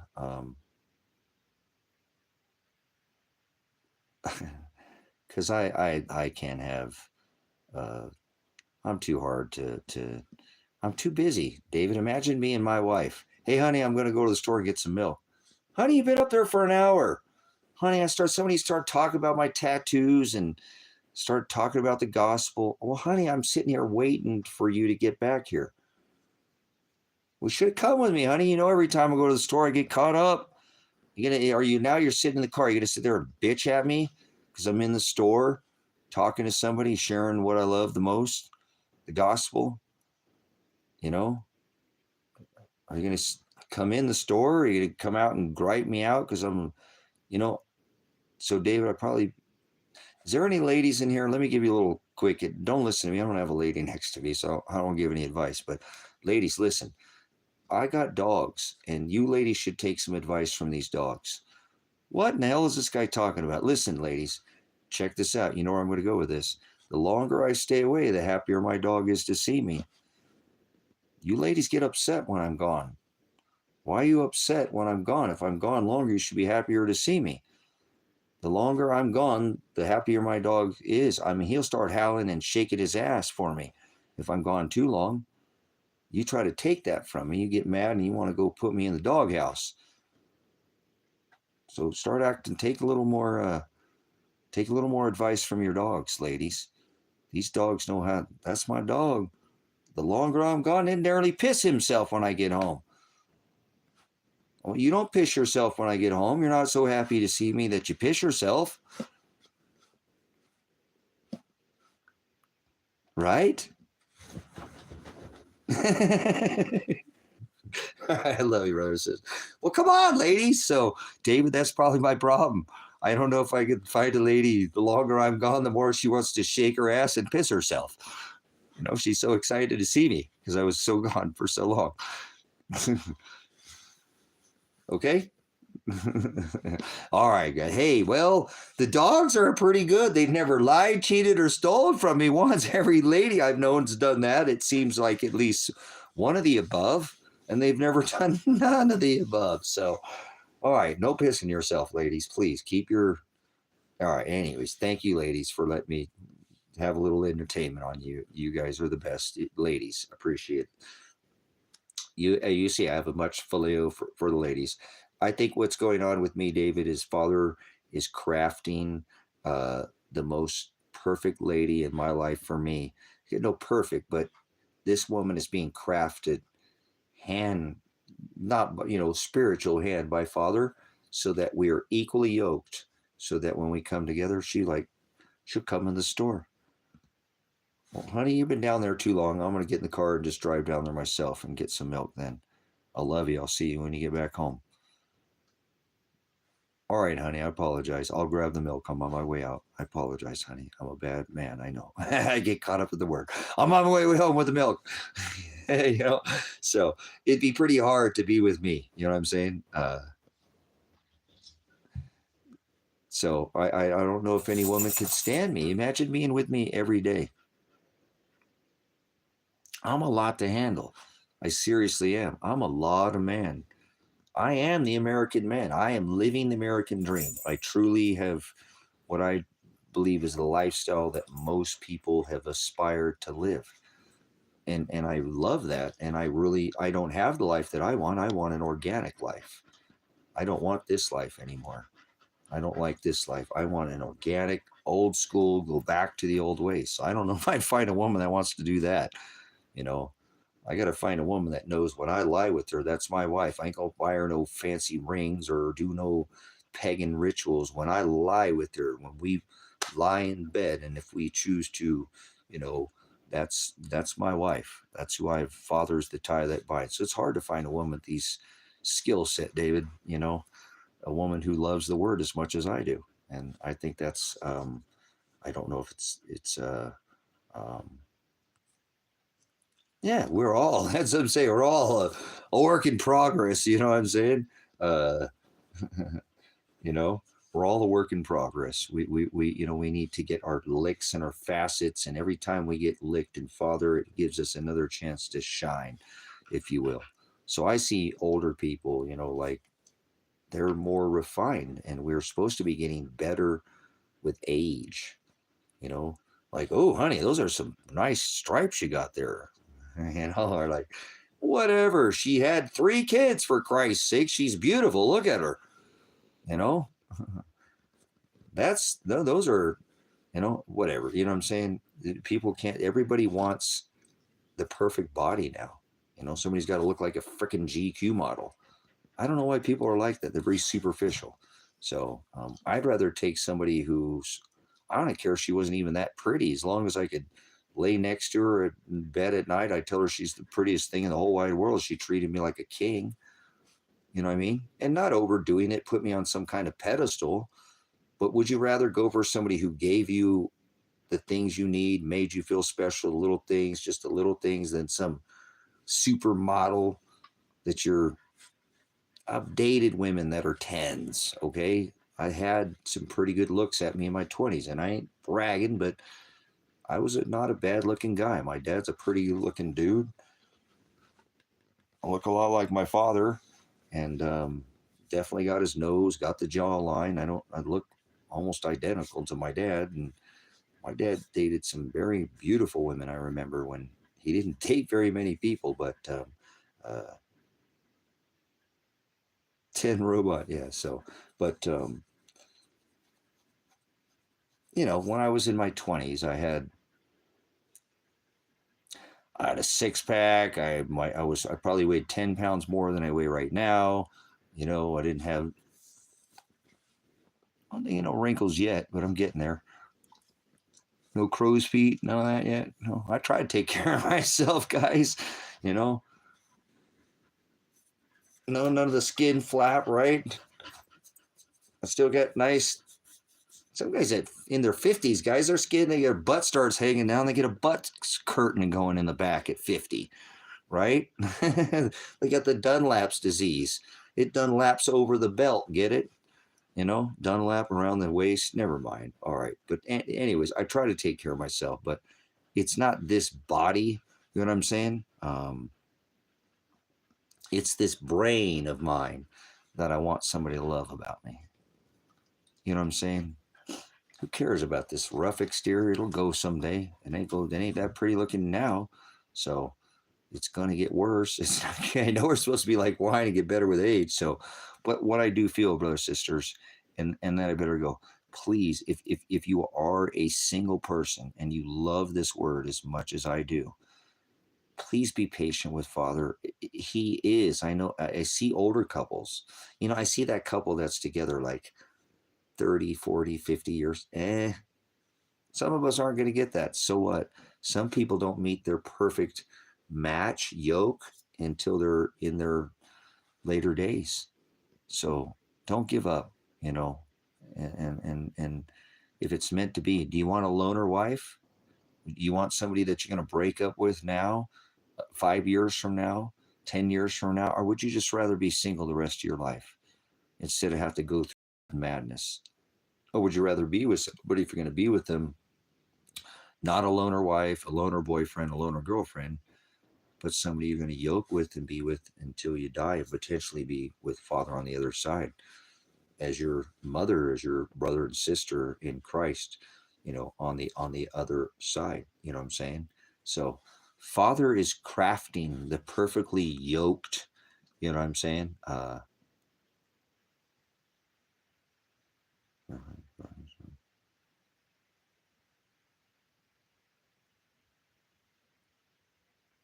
Wow, that's amazing. Thank you for that testimony, David. That's an awesome, awesome. Look at that. He's in his 40s and living the dream, being a dad, raising kids. Don't matter. Kids don't have to be yours to raise them like your own. I know that. I raised my son's my son's sister for 8 years, and had a lot to do with that. So, but if you don't, brothers, sisters, again, I do really feel like if it's meant to be for us, some of us really, it's not wrong to want companionship. I've talked about this in the past. We haven't talked about this in a long time, but it's not wrong to want companionship. It's not wrong to want somebody to love you and not to be alone. If you're fine being alone, I'm fine being alone. I could spend the rest of my life alone. I don't need to have somebody in my life to complete me. They add to who I am. You don't make me who I am. I am who I am before I ever met you, and I'll be the same man after you leave. You know what I mean? So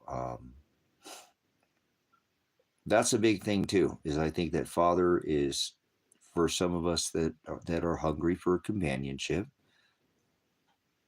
Father, just be patient. Maybe he's not done crafting that perfect match for you, and I can almost willing to know that I've seen how Father works, and if he's going to craft something for you that's a good fit, it's going to take some time. To you, maybe he's not. Maybe it's you. Maybe she's ready, and you're not ready yet, right? Maybe she's ready and she's patient. She's like that in the tower, right? Awaiting her print, and you're not done being refined. So be patient with Father. Please be patient. Each one of us, I feel that Father has somebody yoked to us, because he doesn't want us to yoke with somebody that's not equally yoked. It's very important. Why waste your time with somebody who's not somebody who's going to end up not being with later? I just personally, I'd rather just be alone the rest of my life because I'm totally happy being alone. But I miss having somebody to tell me that they love me, and I love doing the littlest things for my partner. It's awesome. It's fun. It's exciting. I'm one of these hopeless romantic type of guys. I love the little things. They just drive me nuts. Little poems, little kiss lips on the mirror, just the littlest things drive me absolutely crazy. They don't have to be all the time. It's just organic, right at that perfect time. You know what I'm saying? The littlest things go just the farthest way for me. So, and I like to do things like that for my partner. I want to make her happy. I want to know what makes her happy, and I like to communicate. I know how to make somebody happy. I got my own damn ideas, but tell me what makes you happy. You know what I'm saying? You know what I mean? And then I can tell you, and then I can add to why. If you tell me what you like, it's not like I can't guess. It's not like I couldn't probably figure it out. But why we tell me what you want, tell me what you like, and let me add to what you already like. That way I don't got to beat around them. But show me your cards. Oh, I got to save it. No, I don't want to. I don't play. I don't want to play games with you. Put your cards on the table. Put it out there. That's the kind of guy I am. And don't worry, hey, you can't put all your cards out there because you'll not have nothing to play later. This ain't no game to me. I don't ever come short of words. You know what I'm saying? And I know that the person that I would be with the same way.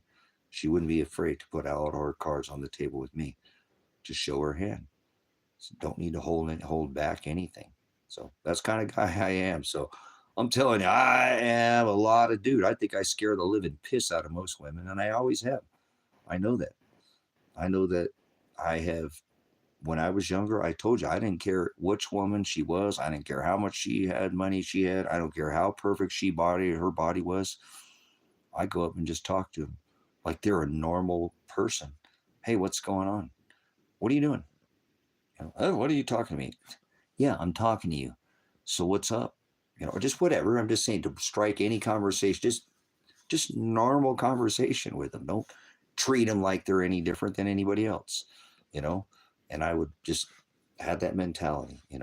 So I've had my fair share of women that are beautiful, but that I don't care. And most of them didn't ever treat me the way that I would treated them. To be 100% honest with you, I didn't get treated equally, and so nah.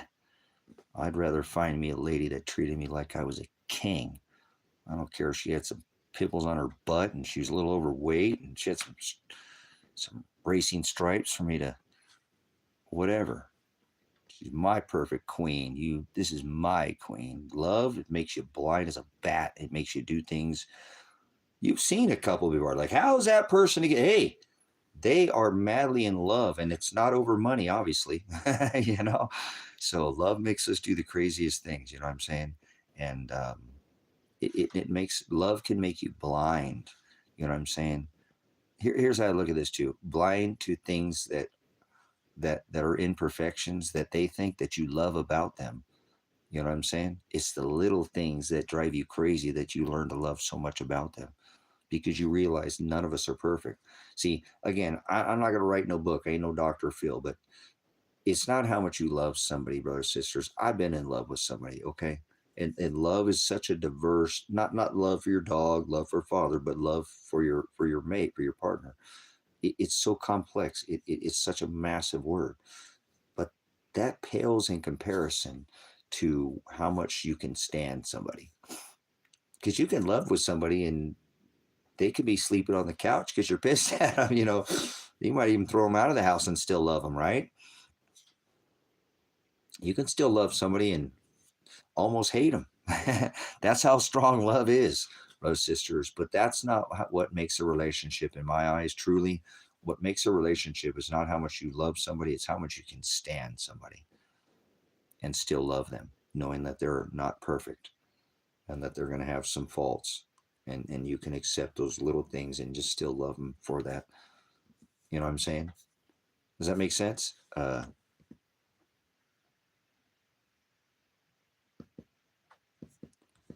what I'm saying? So it's not how much you love somebody, although that's nice. that's not that's not so much as important as how much you can stand them for their faults and be honest with them and not try to change them. You either love them for who they are and their faults, or get the fuck out of there. Stop, apologize for cursing at the end there. Stop wasting your time. I did that, or wasting their time. Why are you standing around, settling for second best, if you will? Don't waste somebody's time. If they're not something that you absolutely love about them, and people can change and you do grow either together or apart. But if you don't love those little things about them, then why are you staying with them? You don't, that you're hiding. That's how people get divorced after 20 years, because you're not being honest. And you never really would. You didn't like those things, and you actually lusted for them, and then you changed who you were. And so did she, because she wants the D and you want the P. And then you guys wanted to go back to who you were, and then, boy, that didn't work out very well. How many relationships do you think happen like that after about a year or 2 or 3? Yeah. Are you sure you ain't going to write a book about this? Well, but anyways, so be careful too. If you do meet somebody, guys, please, one of the best things that I know in the last few, and I've only been with 2 women in 15 years, so it's not like, but the last few women over the, last 20 years or so, I just been honest with them. And if they didn't like me, I didn't care. I didn't want to change them, or I didn't want them to change me. And I didn't try to fall in lust with them, and I didn't care about what they had between their legs or how beautiful. If it happened, it happened, but it was not about, what I'm saying? I wanted them to like me for who I was. And I was not willing to flex and change, because I wanted them to fall in love with who I was, so I didn't have to be somebody later. I wanted to be able to, I've done this before in a relationship very young, and change the way you are to shift into and then you want to shift back to who you are, and you go look in the mirror and go, who is this person? I would never do. How am I allowing myself to do this? You know what I'm saying? Makes sense? So that's how I look at it, guys. So the best thing you can do in the beginning of a relationship is don't change who you are.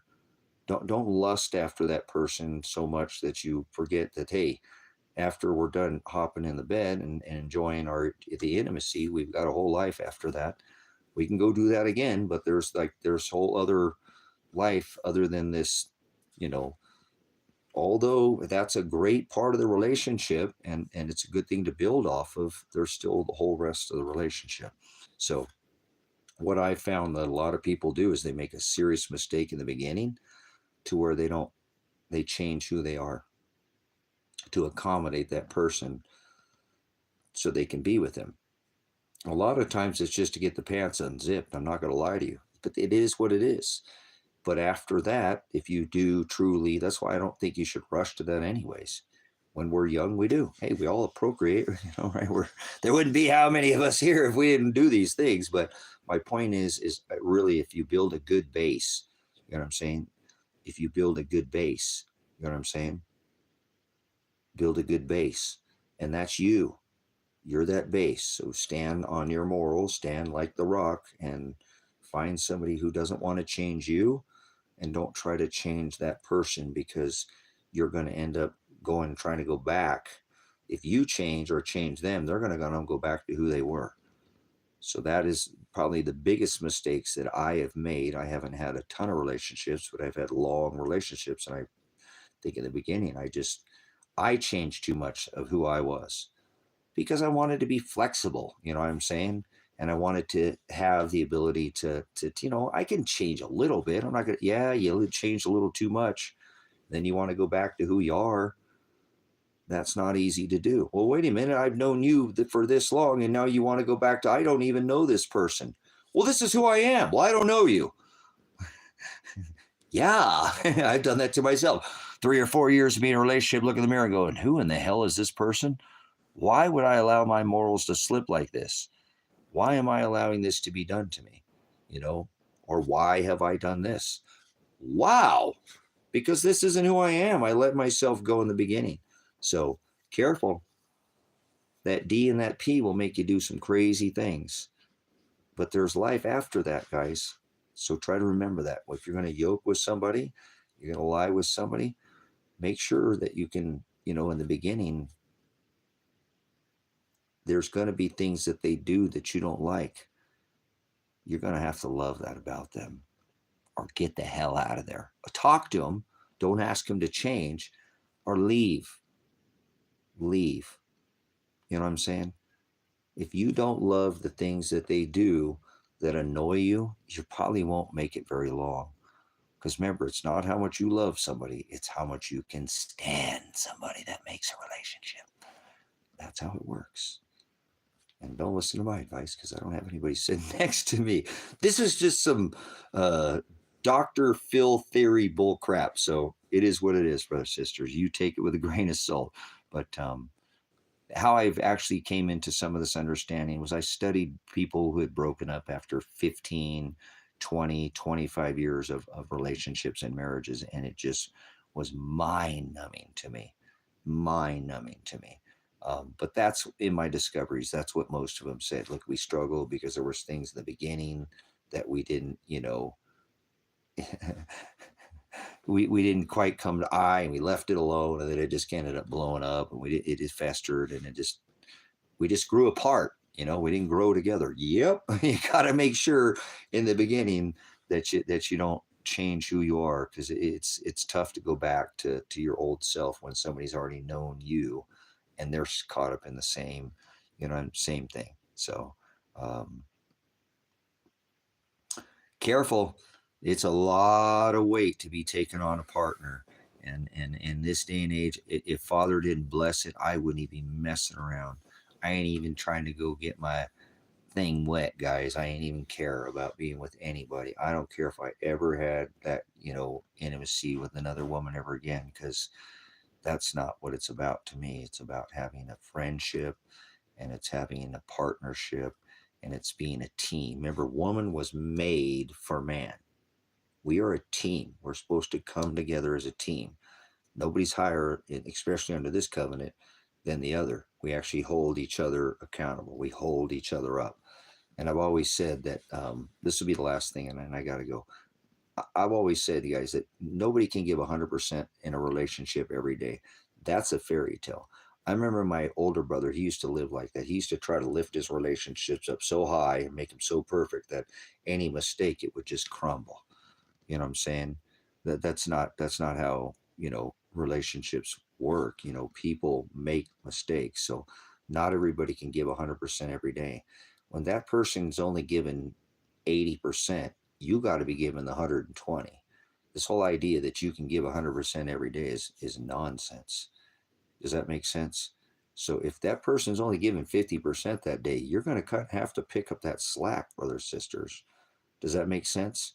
So you might even have to give in 150% that day, but as long as that it somewhat equates is how I've looked at it. See, there are some days you'll both be able to give 100. Works, it's naturally, it's organic, but there are days where people have bad days, and hell, they can't give it all. So you're gonna have to give 200% that day, guys. Twice as much as you normally would on a normal day. Does that make sense? That's how I think a relationship should work. It can and does work, but you need to kind of keep that balance so those tails don't skip too far to one side, and it keeps that balance. So that's how I look at it, because you're not going to have perfect days. Nobody's going to be able to give no 100% every day. You're living a stinking fairy tale. I have bad days, guys. I have bad days. I wake up, I don't feel right. Something's over me. I don't. Ladies have estrogen. We have testosterone. Okay, these things get a little out of whack. We eat weird foods. We do strange things. Our sleep habits. There's a lot of things that can interrupt our mood and our mindset. So what a blessing. You know what I mean? To have somebody who can carry that weight for you on a day that you just can't seem to wake up on the wrong side of the bed kind of day, you know, like, oh my gosh, get away from me, honey. I don't even want to talk about it right now. I'm going to get mad at you, and I'm not even mad at you. You know, like, here's another example, guys. I thought you're going to, ladies are all different when it comes to ladies having their moon cycle.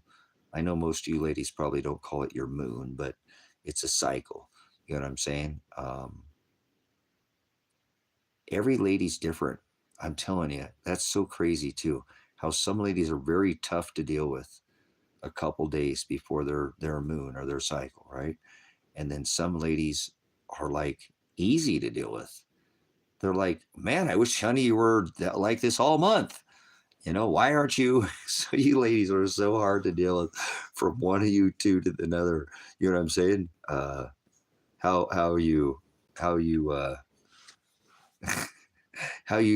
and a lot. I think a lot of you ladies are pretty regular with where your cycle is at, but you know, it's like some ladies are like, don't touch me. And some ladies are like, you better put your hands on me, you know. Oh my God, it's coming. She's freaking, she won't leave me alone. I know that the moon must be getting close to full, you know, or it's just so crazy. You ladies are so, you know what I'm saying? So different between one to the other on how you cycle, you know. And then it's so crazy when you get few of you, like 3 or 4 of you in the same group being around the same, you'll start doing the same moon cycle all at the same time. Your bodies will regulate with each other. You ladies' bodies are amazing. People are like, I don't understand how they have not. I think the woman's anatomy, the body, the you know, the ovulation cycle, and then the cycle of the clean, it's just fast. The whole thing is just, the whole body of a woman's body is so crazy wired. It's not like a guy, and I don't mean to go like that, but a guy would think rational, because that's the way most guys are. They're just, I don't mean like caveman, bang you over the head, take you in there and whatever, but a little more simplistic, if you will. Not that guys can't be, but women are so emotional. Guys are rational. Women tend to be more emotional.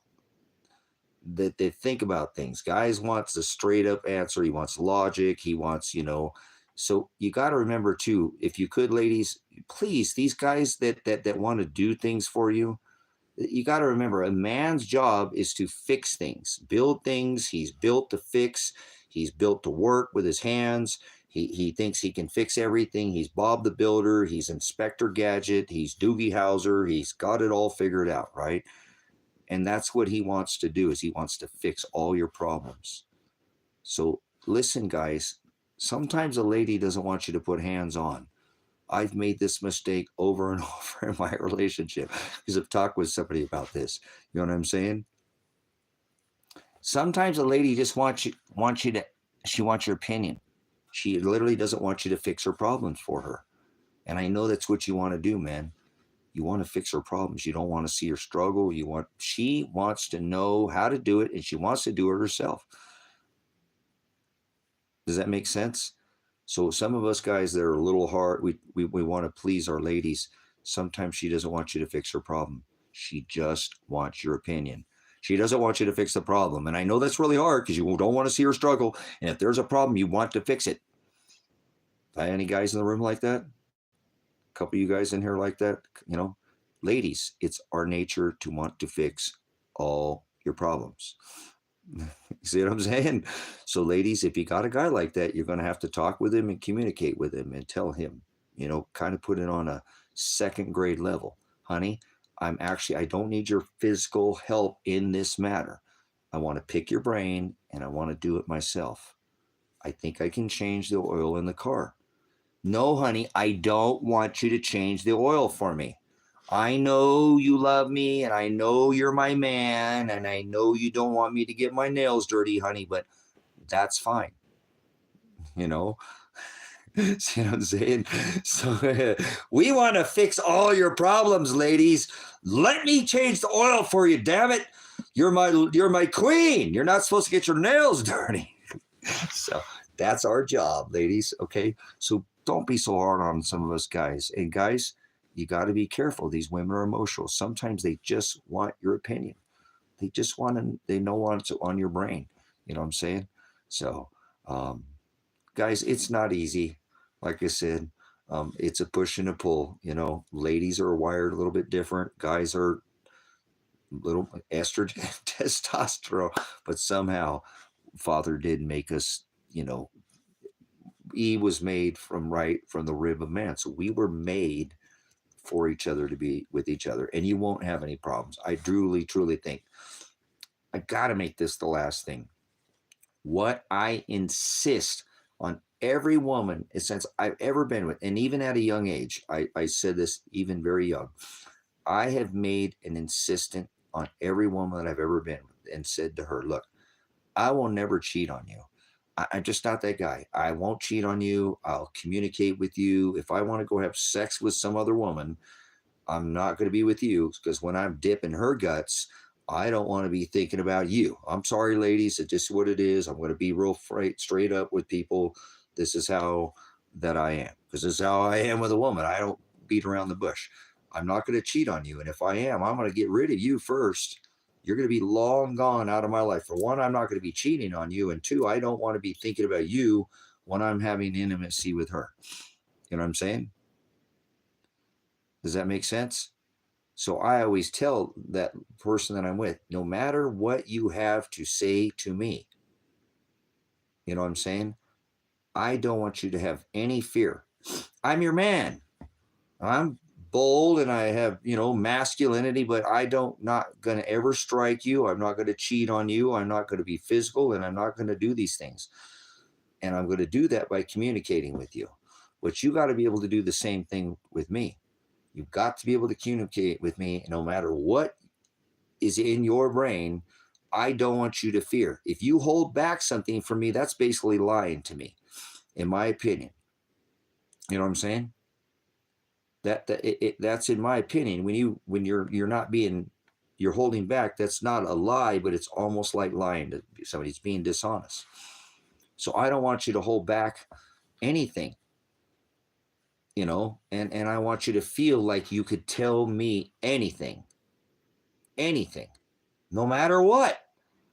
And if you have fear to talk to me, it's guys, that's the breakdown that I think people in our relationships, when you are, some things are better left unsaid in life, you know, but not when you're with your partner. You know what I'm saying? That's outside of the house. But when you're a team and if you fear to go to your partner to talk to them, you got a major problem. You know what I'm saying? You got a major problem. You got to be able to honey, this is the wife. Honey, I need to sit down and talk to you. What is it, honey? Well, you said if you needed to talk to me, to set the stage. So I need you to sit down. Oh, all right. Hey, this is going to get deep. I can tell already. Thanks for having me sit down. You want to handcuff me to the chair, honey? Right? You know, honey, I need to talk to you. All right. What's up, honey? Well, there's this guy at work and he's been bothering me. What's up with that, honey? I'll beat his ass. What's going? No, honey, listen, that's what I'm saying. I don't want you to freak out. The other day I was at work and this guy, he came up and he pinched me in the ass. What? Well, he pinched me. Did you go talk to anybody at your work about it? Yes, honey. I didn't want you to freak out. So I talked, you know, but I don't want you to fear, you know, that I've got this thing going on at work and it, you know, and I didn't have anything in this guy, you know, or something. You know what I'm saying? That's how you're supposed to, just the littlest things, you know. Hopefully it hasn't gone to, hey, I cheated on you. I hope you can have some communication, but something like that, you got to be able to talk to your partner. You know, people would do something like that with their partner. Somebody would come up. Ladies get touched and grabbed and groped all the time. You guys are savages. I cannot believe that more men don't get arrested. Seriously, they can't even keep their stinking eyeballs, and that's fine. It's okay to notice beauty, and it might be okay to catcall. That's not the end of the stinking world. But, you know, guys are really brutal and are savages. And some of you ladies, too, you're quite brutal, too. I've had my butt pinched many times through the years and stuff. Women touching me. Like, don't touch me. I don't know you. I don't care who you are. Don't touch me. I don't want your, I got to get to know you before you put your hands on me, and I don't know you, and I don't. So, but anyways, um, does that make sense?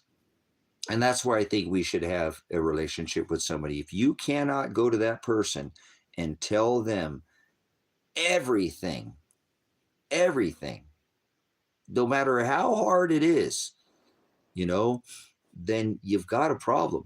And that actually, you know, that you probably have somebody that you could be with for the rest of your life if you could go them and just tell them anything, anything. And that's all I've always asked for anybody that's ever going to be with me. I said, look, the only thing I ever need for you, you can tell me anything, and I don't care what it is.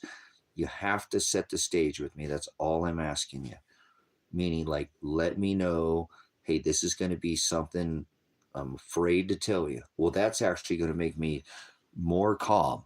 You're afraid to talk to me? Well, holy crap. I'm going to put on a freaking muzzle and handcuff myself. Go ahead, honey. I'm not going to interrupt you. You speak. You know, there he's handcuffing himself again. You know what I'm saying? But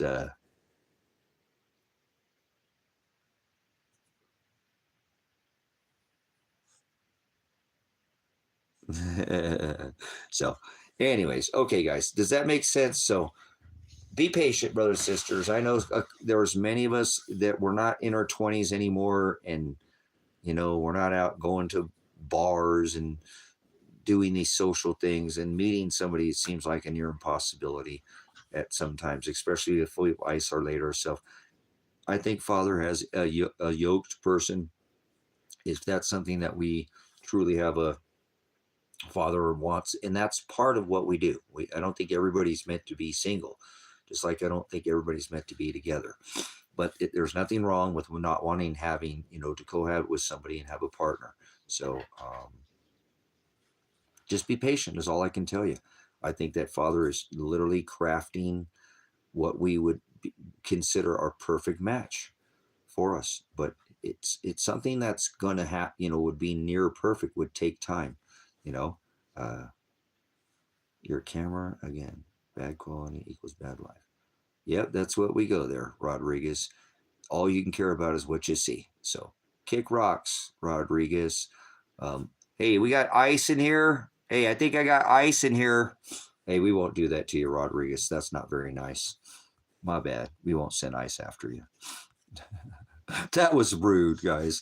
I deserve a lashing for that. I really should take a beating. That was not very nice. Ice, ice, baby. Ding, ding, ding, ding, ding, ding. All right. Time's up. Ring my bell. Okay, guys. Now, I know I told you, bad life. I was going to call ice on you, but I won't. I thought I'd be nice and not call ice on you. Okay. Don't worry about it, Rodriguez. I grew up around 90% Latino people. So you don't know me. And all you worry about is your eyes. Okay. So your eyeballs. And the two things that Father warned us about the most: idolatry and imagery. Things you see and things you see of this dirt. So you're the epitome of what Father warned us about, and you've stepped on your own dick now twice. So seriously, guys, well, I don't like it, Hollywood. I want my beard back, but it's okay. I've been shaving because I just need to keep some change here. So, but all right, that was kind of silly. Rodriguez is all he's worried about his eyeballs. Father doesn't want us to worry about our eyeballs, you know. Um, I don't know about that. Like I said, I don't really care about looks, so I'm not trying to attract a date or anything. I didn't do it to, like I said, it's quite annoying, um, because when I try to talk to people, they won't look me in. When I have a beard, I swear people will look me in the eyes more, and when I don't, people won't look me in the eyes. I know that sounds crazy. I like listening, but I tell you what, man, I dig the beard. I miss the beard a lot because, like I said, when I talk to people, it just seems to they don't look me in the eyes. And I've noticed when I was younger, I don't know what it is, but people are very intimidated when I talk to them. They look down here. I've been a salesman, so I know what people do with their eyes. I watch people's eyes. I watch people's hands. I've been a cop. I watch your hands. I watch your feet. I watch your eyes. The eyes don't lie. So I've noticed when I have a beard, people's eyes will come up and I can have eye contact. They will look at my beard, but they look at my eyes. When I don't have a beard, people tend to look down here. I don't know why. What are they looking at? What is with my face that people have? I have a long face. I know that. I don't have a short head. I don't have a big head, but I have a long. Is it my jawline? What is it with? I don't. But anyways, I want to look at people's eyes when I talk to them. I like looking into people's eyes. Watch people, guys. I guarantee you probably don't even notice this, but watch people when they talk to you. Most people won't even look you in your eyes. No, they don't. Do it. Look at people and talk to them and look in their eyes. Most people will look away, look down, look around.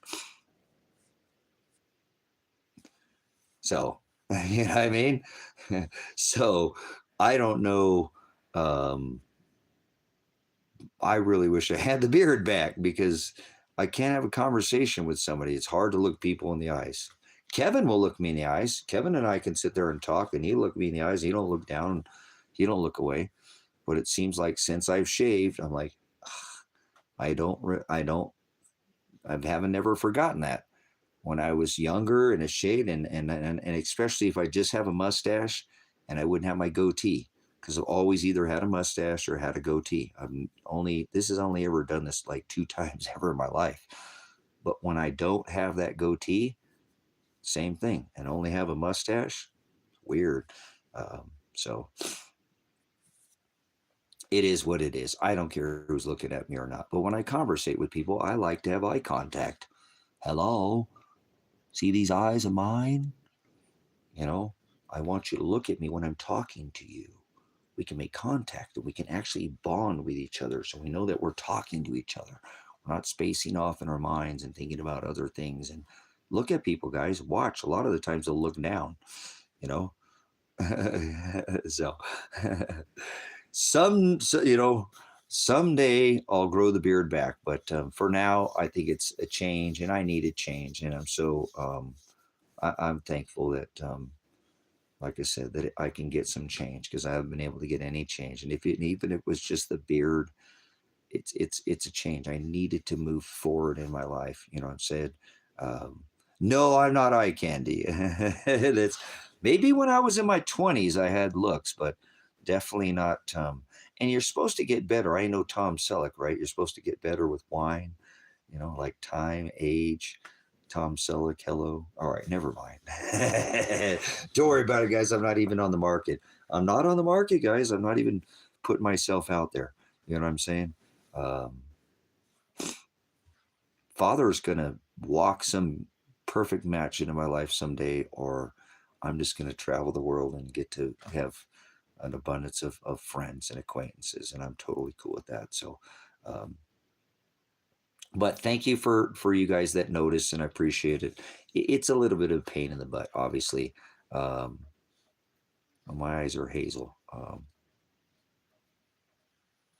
So yeah, no worries, Hollywood. I didn't take that as you were hitting on me, by the way. Okay, I don't think people can make you could look, guys, when I'm with a person too, honestly, I can make a compliment about somebody. You know what I'm saying? I can make a compliment about somebody when I'm with somebody and say, "Oh, honey, look at she's beautiful. That's a very beautiful lady. Wow, she's got a beautiful physique." Yeah, she really is. And I wouldn't say it often unless there was just something about, you know what I'm saying? So sometimes you can recognize a characteristic about somebody without being sexual, or it's not a, or a, um, some kind of come on to somebody. So, um, but it, everybody likes to be recognized too every once in a while too, and I don't mean it like that, guys. I mean, but like, hey, I'm alive. I'm not a ghost. Hello, I'm here. So hey, even if it's, hey, you're an ugly mug, hey, that's fine. Hey, I'm alive. I'm not trying to be pretty. I'm not here to win a beauty contest. I'm here to, actually can't wait to get rid of this meat suit, because this meat suit doesn't define who I am. This meat suit is not me. I am the spirit that's inside of me. Whoever this junk crap that's got on this bag of bones that I got here doesn't define who I am. Who I am is what I've done in my life, the legacy that will be left after, not trying to be famous, but infamous. That's who I am. The meat suit doesn't have anything to do with who I am. Now, you have to be with somebody in a meat suit and be able to have some kind of laws of attraction. That doesn't, that I understand. People are attracted to each other, period. I can't be attracted to more than one person at a time. That's why I can say, hey, honey, wow, she's beautiful. Look at her. But I'm going to be home. I'm going to go home with you tonight, honey. You're my lady. You're the one I sleep next to at night. You're the one that's with me, and you're the one that I do all the special little things for. That's just beauty. That's just like recognizing a beautiful painting, or something. So, it's okay, guys, to recognize. I really wish people weren't so set in their relationships that somebody can't even. Damn, honey, look at how much muscle that guy's got. Woo! Man, that guy like a Chippendale's dancer there, honey. Well, I'm going to be your Chippendale tonight, honey. You want me to be Chip or Dale? All right, all right. So, okay, let's wrap it up, guys. What a what a blessing it is to have you guys here, and thanks for being a part of the ministry. I said I was going to get off here, and I stayed on here for what? I said 50 minutes, right? For 2 more hours. I love you so much, guys. You're a blessing. You don't have no 20s. Nice, yeah. But blessings, and thank you for everybody who came in and joined me for this live stream. Please get ready, guys. It's not the end of the world, okay? And so right now you can go get toilet paper, right? See, it's not the end of the world. You can still go get food from the grocery store. See, it's not the end of the world. So get the things you need. Right now, it's easy to move about the cabin. Do you want military on every corner street, on every other block? It could happen, guys. This administration, this regime is setting it up to put all the military on the streets of this country. So I hope you've got your place away from society, so to speak, and you got a good group of people, and you're ready to do the opposite of what most people want, which is a revolution where they want to fight each other. I want you to go around the system and evolve and check it out. No, check out of the system. Become your own system and evolve. Go around the system. If you keep going around and around and around, that's a revolution. That's like a 6-shooter when you load them. That bang, bang, bang, bang, bang, bang, bang, bang, bang, bang, bang, bang. Evolution is to go around the system, guys. Become your own system. And they don't like that. When you grow an extra tomato plant, you are a threat to this government. Put you on the list of tomato plant growers. So, sooner or later, we're going to get you. Gonna get you one way. Okay, links in the description. PayPal, Bitcoin. Anybody got any Bitcoin they want to hand over to the ministry? Did you hit big on the Bitcoin? Did you buy in low and now, boy, I can't believe the price of Bitcoin, huh? It's got a long way to go. Gold and silver, you can't give me none of that, right?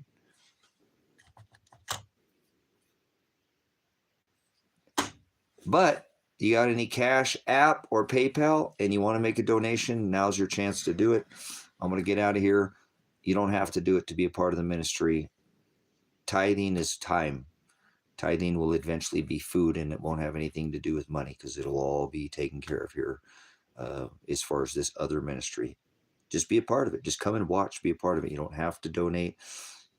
Comets are more valuable than money can buy. So I'm not buying comets in here. Okay. I don't have some Better Business Bureau rating, or I don't care about how many people come to the channel or grow or leave, or it's not about that. We want quality content, not quantity, quality. So you are the quality of this ministry, brothers, sisters. I'm just one dude out here in the middle of the desert. You guys make it happen. So if you know anybody, once again, that can help this ministry, you see what we're trying to do here. Okay, we're trying to keep this gold to buy the ministry in South America, so that the gold here probably in the next 2 or 3 months will double potentially in price. It's possible. It is at the rate things are going right now. I don't think things are going to be hanging at the price that they are for too much longer. Silver's already made it up to $40. It's been to 53 times already once, so I'm sure it's not going to be too much longer, and then it's, it could be a moonshot after that. So we'll see what happens. It's a pretty neat time to be in this precious metal sector and watching all these crazy, NERP, negative interest rate program. Nobody in their right mind would have ever thought that would even be a possibility, but yet it's already been done. So keep the skin in the game, if you will. Like I said, wrestle not against flesh, but keep one foot in the system right now, brothers, sisters. You know what I'm saying? And use the system. That was the whole thing. The captain has not put on the fasten seatbelt signs yet. So I wouldn't recommend completely pulling out of the system yet. If you can, great, but keep gaming the system until the system collapses, and then pull out of the system. You're your own system, or you're going in the new one. If you don't have one foot out, that's why I said you got to keep some skin in the game. You're going to go into this new system, and it's not going to be what you think. It's not going to be as dramatic and the end of the world and Mad Max as you think. Like the COVID, it sucked for years, but you know what I'm saying? We got over it and we made it to the other side, and it wasn't the end of the world, right? Well, this next reset they do is not going to be the end of the world either. Stop going around pushing that fear porn with people, telling people, this is it, this is the one, this is not the one. We are just beginning what is called sorrows. So everything that happens from here should actually get worse and increase in intensity. Not great again, not peace, but worse. That's what the scripture says. So going along with that doesn't mean your life has to get worse. You can actually thrive when others are just surviving if you get ahead of this. This is how they always do this, guys. The rich buy low and sell high. The general masses buy high and don't know when to sell, and then it crashes and they sell low. They buy high and they got it backwards. Completely backwards, if that makes sense. So watch what the big money's doing. You should already see where everything's going. There's no surprises in scripture, guys. Isn't that the beautiful thing about this book? Is it's already all laid out for us. If you'll just read it, if you'll sup with it, there's no guesswork involved. You have to define the words, but it's already laid out exactly what they're going to do. So I'm not making prophecy. I'm not predicting anything. I love this word so much that I can, ahead of time see where the scripture is going, because they continue just to do it over and over here on this rock. But actually the scripture that we're under is spiritual. So wrestle not against flesh and blood, but against principalities, powers, spiritual wickedness in high places. Okay. Wherefore I say unto you, put on the whole armor of God. All right, guys. Much love, Pastor Revelation, Pastor Apocalypse. Hit that thumbs up if you'd like. You can share this content to any platform. You know what I'm saying? I'm not going to bite content. And go see China Observer, Adapt 2030, Dabu 7, Surviving End Times, the original channel, Full Spectrum Survival. Go see Full Spectrum Survival. There's a lot of good bloggers out there putting good content out right now, guys. Canadian Prepper, YouTube, Prepper News. That's brother to the north. Amazing. Got some of the best prepping equipment on this rock. So Get the little things that you need, brothers, sisters, before you don't want to be down there at the store fighting people for the last roll of toilet paper, or the last life straw or whatever it is. Go get it now. Things are going to get more expensive. I don't think things are going to get cheaper at this point. They might stagflate, but our wages aren't going to keep going up. So get them now, and don't hoard things. Don't be buying every roll of toilet paper, and then nobody behind you is going to have. What are you doing over there? I'm going to let these dogs out. Okay, Pastor Revelation, Pastor Apocalypse, links are in the description if you want to support it in a monetary way. Okay, we'll see you guys again soon. Pastor Revelation, whoa.